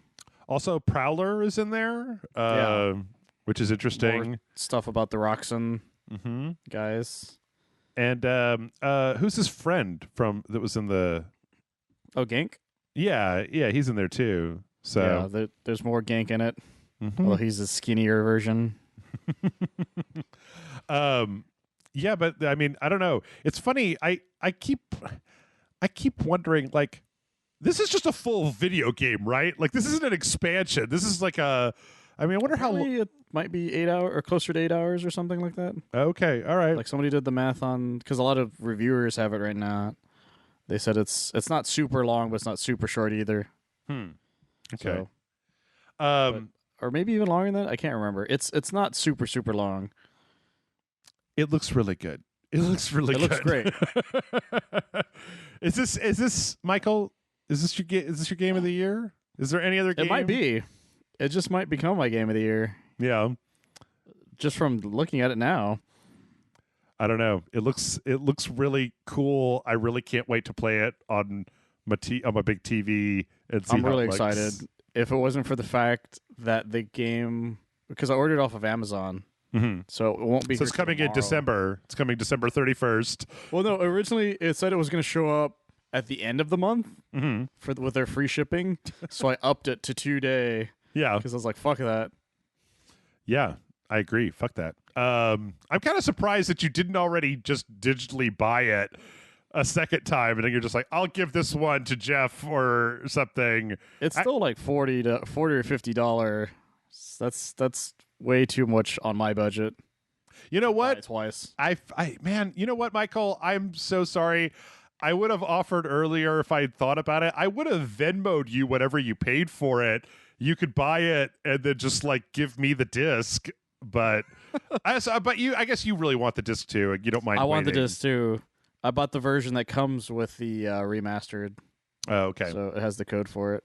You don't need that. You don't need that. You can give that to me. I'll Venmo you some money. You can give that to me. We got a 4.5 minute Devil May Cry 5 special edition launch trailer. This spoilerific. Yeah, it is. It did bring up an interesting question about is there anything you said you recognized something in a cutscene that wasn't in the game originally? I don't remember the cutscene of him talking to the lady and them about Virgil. But like I said, I played it ages ago around the time it first came out. Did you? But I just don't remember that cutscene. Did you ever replay it? Did you ever go back through it? I was going to. I bought a copy of it again for my PS4 because it was on sale at HEB Plus, like $15. And so I planned on getting back to it, but I just never did. Okay. Yeah, I don't know. I'm curious to know if the Virgil stuff is like its own campaign and if it has its own cutscenes and stuff, or if it's just you could play as Virgil. But I feel like if it was just you could play as Virgil, that would have been out a long time ago, right? That they would have put that out on the PS4, Xbox One version and then had an upgrade to the newer versions. Yeah, it probably has its own thing, but probably, I don't know. It's a tough one. I don't know. It didn't like Devil May Cry 5 just did not make like the world's biggest impression on me, so I'm not entirely sure, but I really liked it. it looks really good. I mean, I might give it a shot. I don't know. I never do this though. I never go back and play Devil May Cry. I play it one time, and then when I'm done, I'm like, done. Never again. Never play it again. I never played Devil May Cry 1 a second time. Like, really, I played it when it came out on the PS2. I beat it. That was good enough. That was good enough. I think for me. 2 is the only one I beat once because it's bad. Yeah. Well, not 5. I haven't beat 5 again. I don't know. 5 was weird. All the character switching. Somebody actually wrote a thing where they were talking about how like they think the special edition makes the game feel more cohesive because you get to play as the same character for every mission, so you can like learn how to play that character instead of being like, I guess my arm comes off now. I guess I got a stick in a panther now. I guess, you know, like I hated using V. Mm-hmm. I was really bad with him. I kind of thought he was really interesting, but it did feel like a bunch of games all smooshed together, and I was like, Like, I know when you did the multiplayer type thing, mm-hmm. that I would see people use V, and they would make him look amazing. I'd be like, I don't know how the fuck you're doing that. We got a launch trailer for Demon Souls. Yes, that's right, more Demon Souls. I didn't do it. This one does show off some more locations. Like, it shows off more of the Tower of Latria. It shows off more of the gutter, or the whatever it's called, the fucking stink pit, and you know, just some of the other areas. Like I said, I feel like they've shown a lot of the mining area, but this shows off some cooler bosses. I'm going to be really curious to know. What I find really interesting, though, is there's one part of this trailer where they show that is like the very end of the game, and I'm like, oh, okay, you guys just spoiled it up right there. All right. I won't say which one to anybody watching. I know Michael doesn't care because he's not going to play it. Yeah, I don't really care. But the ending is now they have to go to Subway. Yes. That's how they paid for it. That's right. I'm going to be curious, though, how this fight works, because the yellow, the bishop or whatever this guy's name is, I keep forgetting, Old Monk. This fight is like this big yellow drapery that's over him is the actual boss, and when you come in, it wraps around the character's head and then like animates the corpse to fight you. But the thing is that it brings another person in from their game to fight you. It forces you to fight another player as the boss fight. That's kind of cool. With the big yellow thing wrapped around their head. And then if the person wins the boss fight, they get the big yellow hat to keep for their character, I think. But that's fun. Yep. Let's see. We also got a launch trailer for Sackboy Big Adventure. Looks very sacky. It did make me wonder, though. Like, I wonder about people who grew up with Little Big Planet, who like Little Big Planet was like their favorite game when they were younger. Because I think I was at the point when Little Big Planet came out, I was like, meh. I also wondered, I started asking myself this philosophical question of like, if they made this game and it was built from the ground up to just be a great 3D platformer, how would it look any different than what I see on my screen? How would I tell the difference between a great 3D platformer and a bad 3D platformer in a trailer? And it was like, I don't think you can. No, it's not very easy to do. A lot of times, like, even a really good platformers can be really bad if the controls are hard to do. Mm-hmm. Or if it just feels bad. Yeah. So, I don't know. I mean, I got it coming. We'll play everything. We're playing... basically, everything that came out this week, Michael, is like, that's now until the end of the year. Just add Cyberpunk, that John Romero game, and Hyrule Warriors, and then everything else is just what came out this last week. Oh, okay. Including the Pathless, which we both, I think, were saying that we thought that this was a much better looking trailer for the Pathless than anything that we'd seen before. It's telling you a lot more about it. Yeah, and it's got a lot more action, like just more like boss fights and action. Yeah, and the previous one just seemed to be a lot of like, ooh, look, it's the forest and you've got a bird. And it was like, okay, cool. But this one's like, no, there's like fire and monsters. You get to shoot them and fight them and shit. Like, and a crazy person. Yeah. So I'm super into that. We also got a launch trailer for Assassin's Creed Valhalla, which I think is going to be... I don't know. I was telling Michael that I was listening to Triple Click this week, and they were talking about this game, and they actually said that they've like taken out a lot of the like RNG level based RPG stuff, and that it's a little bit more like an older Assassin's Creed game, which that's exactly what I want. So who knows? Maybe I'll be more interested in this than I was before. Are you going to get the new Assassin's Creed, Michael? No, I'm gonna wait if I decide. Like, that's the thing. I just don't care. Mm-hmm. I haven't cared about Assassin's Creed in so long. Yeah. And if I want to deal with Norse, I'm just gonna wait for God of War game. It's that's a sensible thing. I don't know. I already bought it. I'm gonna give it a shot. See what happens. We also got the Koi Pond trailer for Grounded, which apparently they added a gigantic koi pond into Grounded, and there's a gigantic koi fish in there, and you can like go underwater and explore all this underwater shit, and the spiders can swim, which is just crazy. Some dick right Damn there. Spiders. Yeah. This looks pretty cool. I was telling Michael that I was watching this on the Xbox like a launch celebration stream, and it ran like shit on the Series X. I don't know if they were running a debug build or what, but like it kept locking up, or maybe it was just like, I don't know, maybe there was a problem and they just didn't feel the need to stop. I was like, cut away. Ignore it. Yeah. We also got a launch trailer for a game that is going to be on Rage Select at some point called Sakuna of Rice and Ruin, which is on the PlayStation and the Switch. And it's like a side-scrolling action game with some kind of Metroidvania-style elements, but then it's also got kind of like a weird farming simulator built into it as well. It looks pretty charming and delightful. I've seen some good reviews for it, so I'm going to check it out at some point. Yeah. We also got a trailer for Michael. Fallout 76 is getting the Brotherhood of Steel. I made you watch half of this trailer, and then I made you stop. An Outpost needs you. Yeah. This is coming out on December 1st for all Fallout 76 players. More story content. I get the feeling that in 3 years they could just rename this Fallout 5, right? And then that's kind of what they're getting at this point. It'll be fine. Which is not a bad thing. I mean, maybe. I can't think of anything worse than playing Fallout episodically, like a few months at a time. That's stupid as hell. Just sounds. But once they're done, I'm sure it'll be amazing. Yeah. Sure, it's been like what, 2 years, something like that.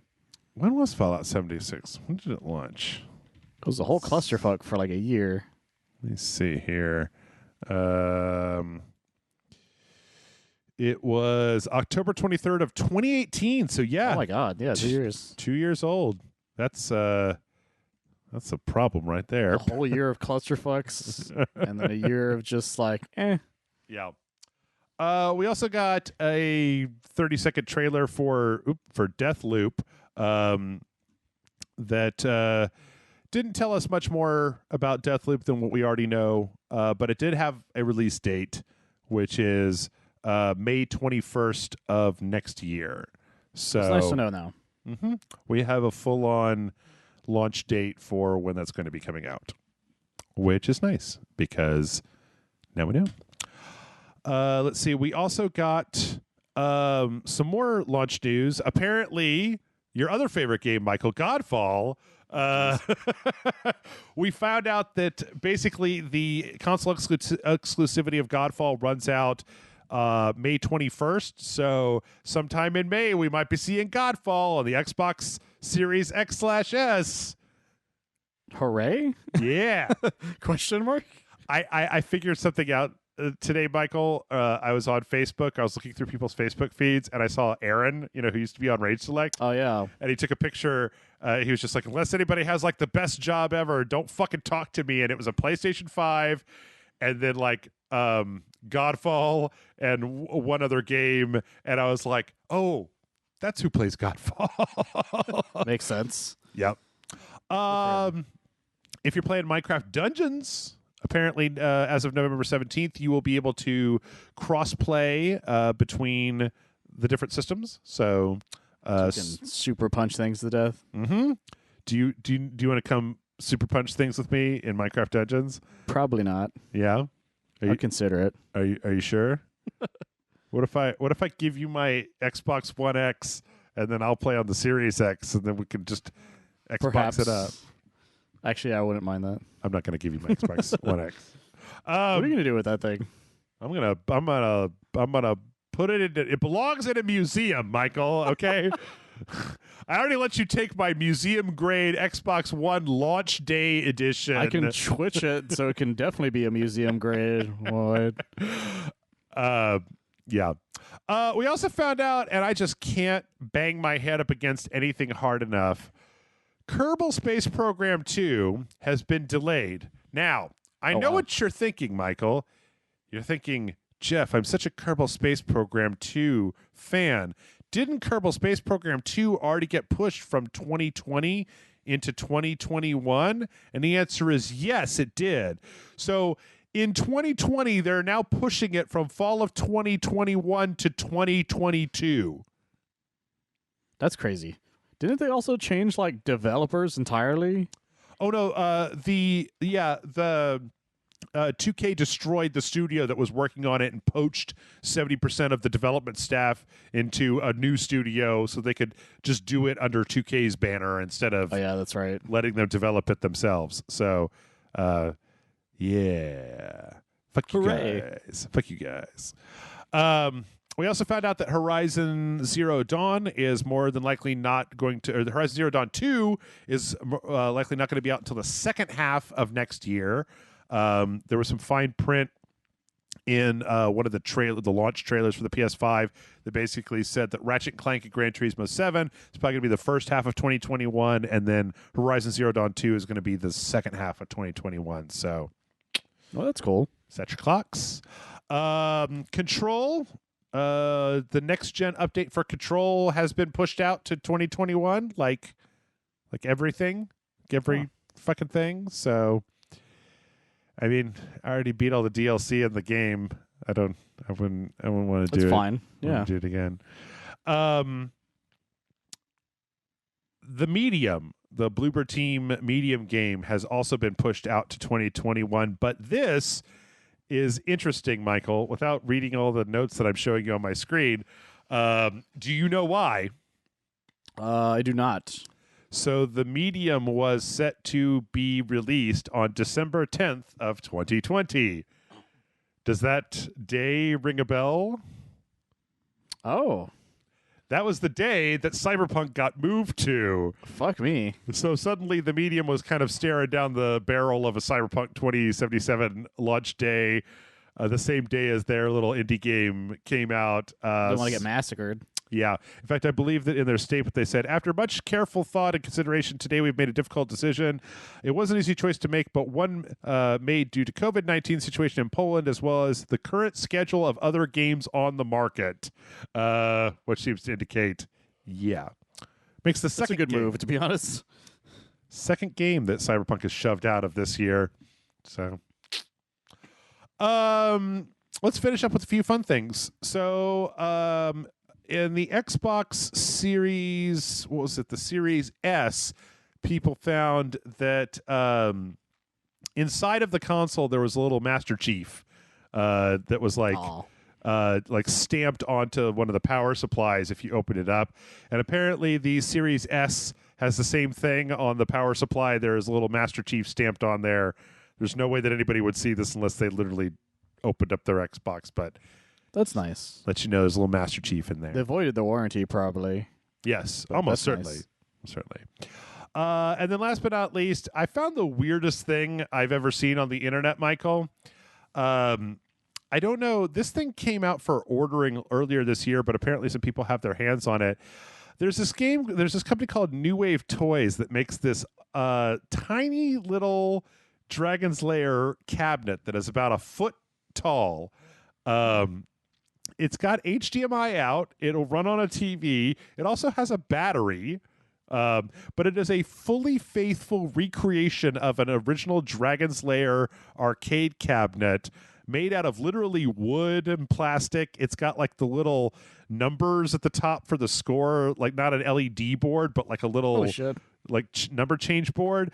The bottom has this little coin, like the coin operated thing. You literally push on the left side to insert coins in it. You can open up this little coin return and look on the inside of it. That's not where this stops, though, Michael. I want everybody to go to New Wave Toys and look at this thing because it has a tiny little Laserdisc player that fits into the back where the Laserdisc player fit in the cabinet, with a tiny little remote that actually comes off of the Laserdisc player, and a tiny replica of the Laserdisc of Dragon's Lair that fits into this thing. That's fucking crazy. Yes. It is goddamn amazing, and it actually, I brought up this YouTube video. It's fully functional. You could literally set it to attract mode, and it's got this tiny little joystick and button, and you can literally play Dragon's Lair on this teeny tiny little arcade cabinet. That's amazing. It's pretty cool. The only thing that's not cool about it, I mean, it's a very high quality object, is it's $120, and that's crazy as shit. That's a bit much, but well, it's so tinily detailed. Like they probably would change like 100 just for like a model that looks like that. Yeah. Like the replication of the stuff that they made is pretty freaking incredible. So it's pretty cool. It's pretty cool. But I don't have the money to buy one. So, well, I tell you what, Michael, we got 15 minutes left. You want to do some questions? Yeah, go for it. All right. So let me pull up some of my questions here. Dragon's Lair. And then he died. Yep. The end. Quit. I was never very good at Dragon's Lair. Original Dragon's Lair is hard as shit. Hard as fuck. Let's see. I asked for questions, and one of the questions came in from Renee. Renee says, "Hello, Rage Select. So I'm a high school teacher out in California, and yes, distance learning sucks for teachers too. But my question is this. I am attempting to create an after-school club virtually that revolves around esports. However, our county is not really supportive of esports and says we are only allowed to play in the after-school club games that are rated E. Can you think of any games that are rated E, besides sports games, that my club could actually practice as an esport team under the banner of our high school name? PC games are fine too. Thanks again for all your hard work. You put it on the show as a podcast. Sincerely, Renee." My initial idea was Fall Guys, but that's not really a team sport. That's at all. No. Everyone for themselves. The hard thing about E-game is they're not known for team games that aren't bad. Rocket League. Yeah, Rocket League would definitely be good. What is that rated though? Rocket League? Oh, let's see. I don't know. I can find That's out. the hard part is figuring out what certain things are rated. I mean, there's what could be in Rocket League. Yeah, Rocket League is rated E for everyone. Mm-hmm. That definitely would be a good one. Yeah. I'm trying to think of what other esports games. Let's see. Fortnite is out because it's got guns. I guess they probably wouldn't allow like League or Dota or anything like that because those have those wouldn't violence either. E-games are difficult. Smash might work. Smash E? Sometimes it's T. I'm pretty sure Smash is E. Let's see. Smash Bros. Ultimate rating in the ESRB is rated E for everyone. Yeah, Smash. Good for them. Might work. I'm trying to think if there's like Splatoon, right? Oh yeah, Splatoon is a shooter, but that's all the paint, right? And so that would definitely work too. Kids and squids. You just need to buy a bunch of Nintendo Switches. Really, is what I'm saying. Kind of, yeah. Let's see. I'm trying to think sports of just like. You probably don't want to do like. Michael? Can you play like Madden, where everybody plays a different player in Madden? Is there such a thing as like a 64-person multiplayer Madden where everybody plays a different position in Madden? That's not a thing, is it? I think you can have two people playing, but I don't think there's like that many people playing it. I guess, if that makes sense. Let's see. I'm having a really hard time finding any like real good. Well, that's the thing is like I think Rocket League really is one of the best answers for that sort of thing. You know the new Pokemon has that kind of like raid dungeon thing to it, where you would have to develop like strategies with partners and stuff like that. That might work. Yeah, that's a tough one. Rocket League definitely comes to mind, but I can't think of much else. Let's see. Splatoon was a good one. That was a good answer. Yeah. Let me just look. Let's look for some stuff here. Here's a whole article on BritishEsports.org, Michael. Bet you didn't know that was even a website. I did not. Let's see. Some of the biggest esports games are all like at minimum T. Yeah, because a lot of them have like shooting and violence and shit like that in them. Yeah. Mortal Kombat. That's a good one.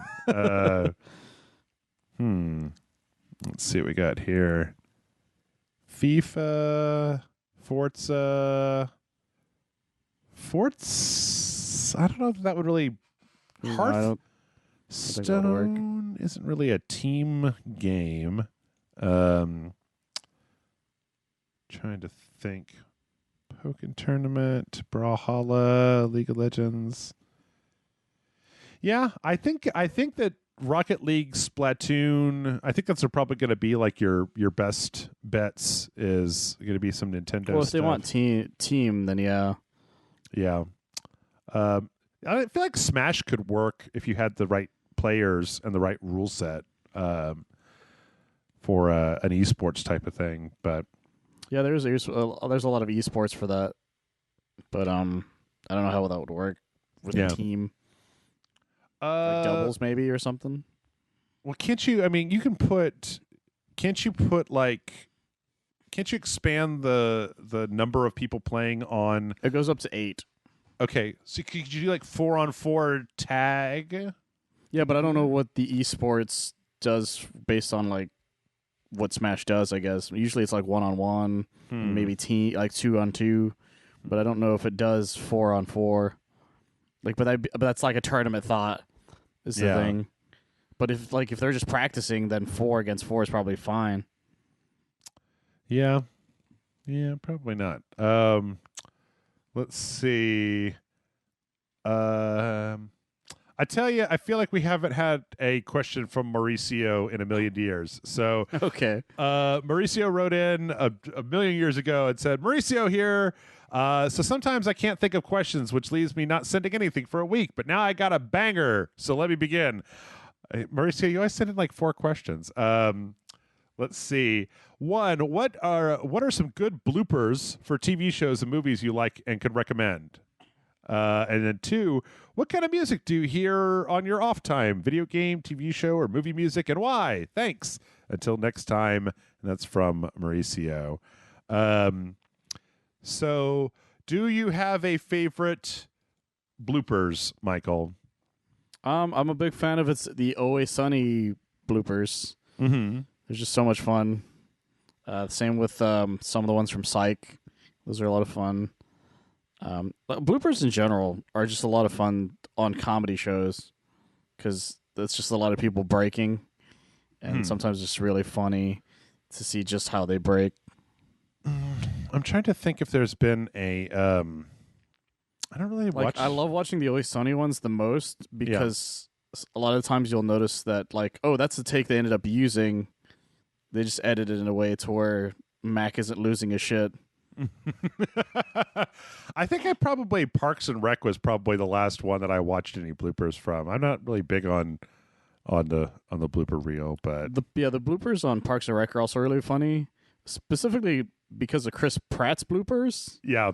They're just so much fun. Well, it's also funny to see Nick Offerman, who's very stoic on the show, just like crack up like a little girl all the time. But he's constantly the one who does it. Yeah. He was talking. Mauricio put an example of talking about Star Trek TNG bloopers, and I want to actually say, Those are great too. They're pretty funny. But have you seen those? What are they called? It's like Ryan's edits. Is that where they take the outtakes and insert them back into the? Yeah. Okay. He calls them intakes. Intakes. Is what they called. Yeah. And they're so much fun. He does them every Friday, and I've been following it since the first like 3. I think I watched some of them, but I haven't watched a whole shitload of them. But they're some very of them are good. subtle. Yes. Yeah. And some of them are just so like crazy. I just can't help but laugh. Yeah. Those are good. Okay, what kind of music do you listen to in your off time? Video game, TV show, movie music? And why? Why? Justify your music, Michael. I listen to predominantly theme songs, whether it's from video games, movies, television, anime. Same with video game ones. I do listen to normal music too, or what's considered normal. Like I have a lot of Blink-182 on my phone. I don't think the Blues Brothers counts as normal music per se because it's just blues. As well as a lot of just random songs I've listened to over the years that are just there that are from like normal bands, but like metal, like what was the Lion guys that the ones that did all the acoustic instruments. Can't remember what they're called. Acoustic instruments. I forgot what they're called, but like that's the thing is that my phone is full of music where I barely remember who made them. Okay. I just like the songs, kind of thing. Like I have music from like the Wombats, for instance, but I've only listened to like maybe 2 of their songs.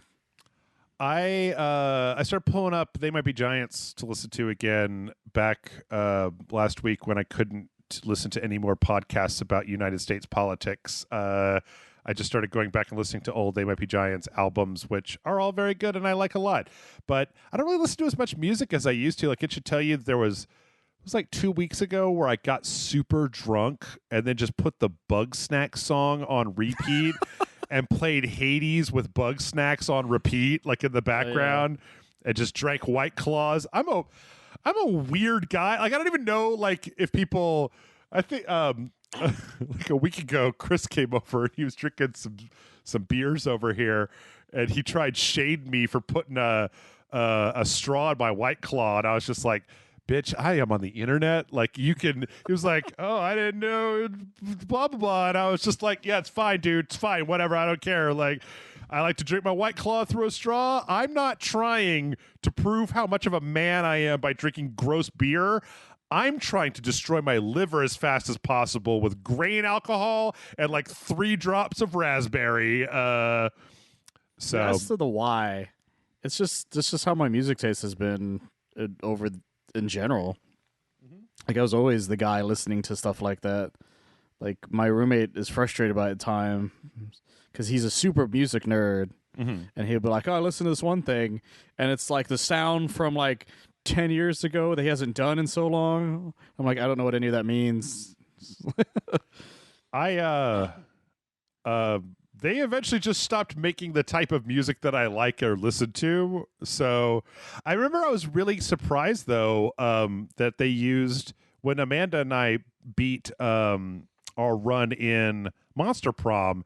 They had like this song by this band, the New Pornographers, and I'm just like, I don't know anybody who knows this band. Like they were a pretentious indie rock band 10 years ago, so I don't know that anybody knows who the fuck they are. I mean, I swear, if I was to show you people the things I listen to on Spotify, you would be like, I've never heard of any of this in my life. Like, what is this? I'm like, it's the third album from a band that had one hit in 1997, and it's what I like. Or they're like, who is this? I'm like, this is an indie pop band from Minnesota that I found like 4 years ago. So they just don't make the nobody like I like a lot of bands, but none of those bands make albums anymore. So I'm sure there are people like them, but you'd have to go find them. Yeah, it's really the only issue. I've tried.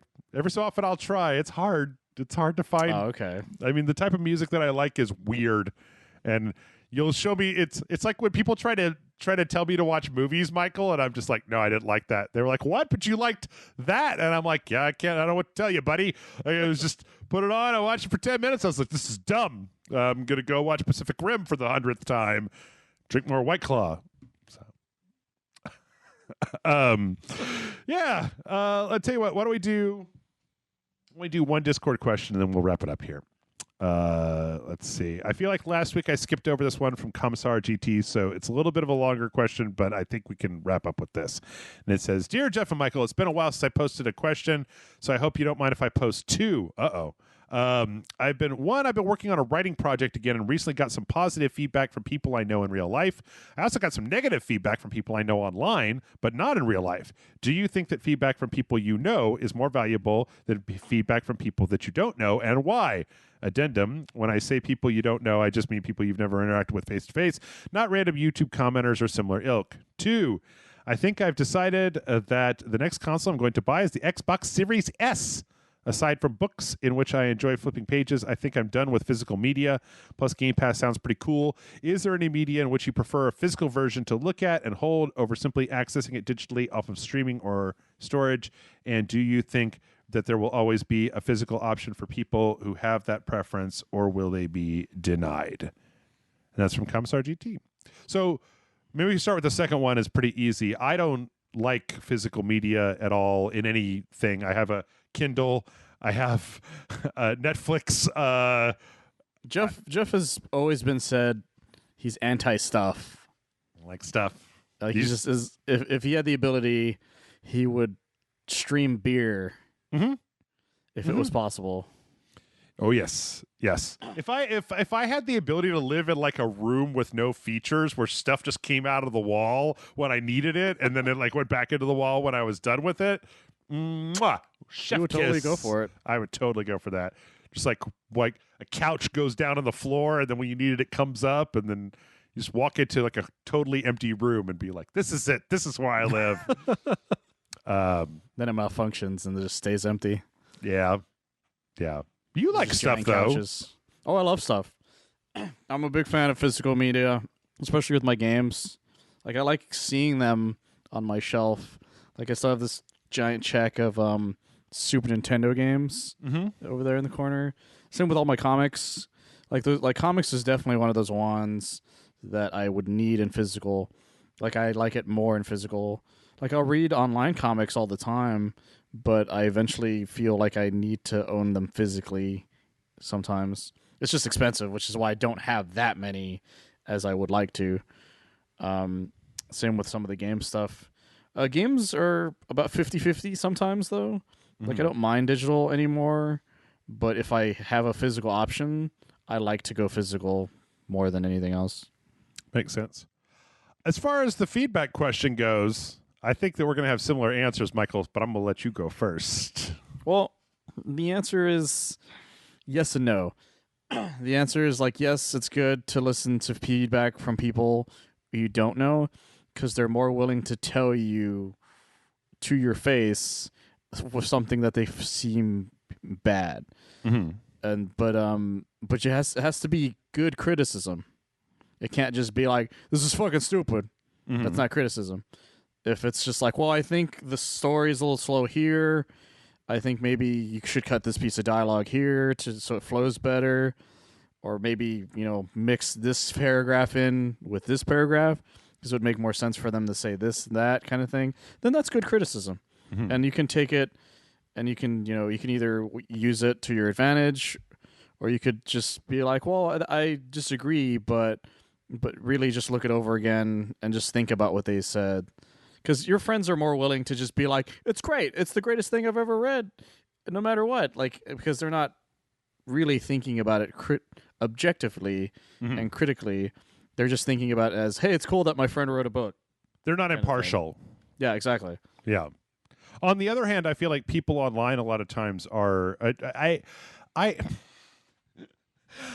have this whole this thing, Michael, where it's just like I don't think most people know how to criticize anything properly. Even to me as somebody who does movie reviews and stuff, my review stuff is half-assed compared to most. I think that when you're talking to another person, it's really important there's this like weird mentality that's built up on the internet that it's like, oh, well, if you want to be on the internet, then you just need to be cool with being called a piece of shit 24 hours a day.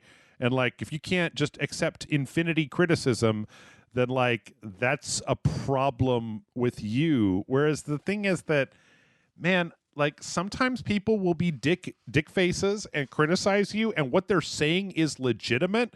But I don't think that people understand that like you're just so much less likely to listen to the thing that a person says if the way they couch it is being a dick at the same time. Yeah. Like, I can't count the number of people over the course of my YouTube career who have just been like, you suck and this video's bad. And it's like, cool, I can't do anything with that guy. Like, that are just like, man, shut the fuck up. You're always talking over videos.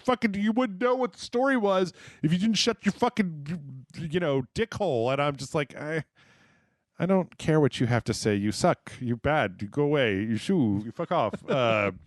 So, I mean, like, I think that if you're getting harsh criticism from people online and you can extract, if you can extract a modicum of, it's what Michael said, right? If you can, like, separate what they're saying from how they said it and then analyze what they said and see if that is applicable and something you would like to work on, great. On the other hand, as an artist myself, an artist of dick jokes, as an artist myself, I have to say that, like, you are also completely free to just tell all of them to look at your middle finger and then go somewhere else, right? Like, if what they're saying doesn't make sense and it seems like it's not going to make your things better, feel free to tell people to go fuck themselves. Also, though, the other side of that is true, where you can also encourage your friends if your friends are being very nice. Like, I know there have been a number of times where you can say to your friends, look, I need you to tell me, like, for realsies here. Like, you're my friend. We're going to be friends no matter what happens. But, like, if this sucks, I need to know. So please tell me if this is terrible. Give them permission. Me of, one of my coworkers, his friend wrote a book. It was like this bad Superman take kind of thing. Mm-hmm. And he showed it to me. And I was like, this is really, really bad. Mm-hmm. And he had already published the book. Mm-hmm.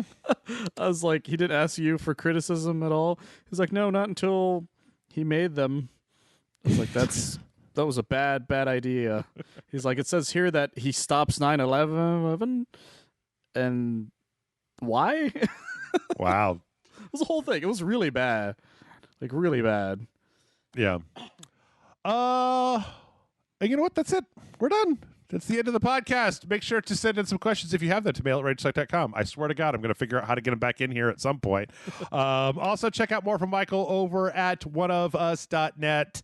Now, if you'll excuse me, I'm going to listen to some They Might Be Giants and drink 100 White Claws. And I shall mess with my PS5. I'm not salty.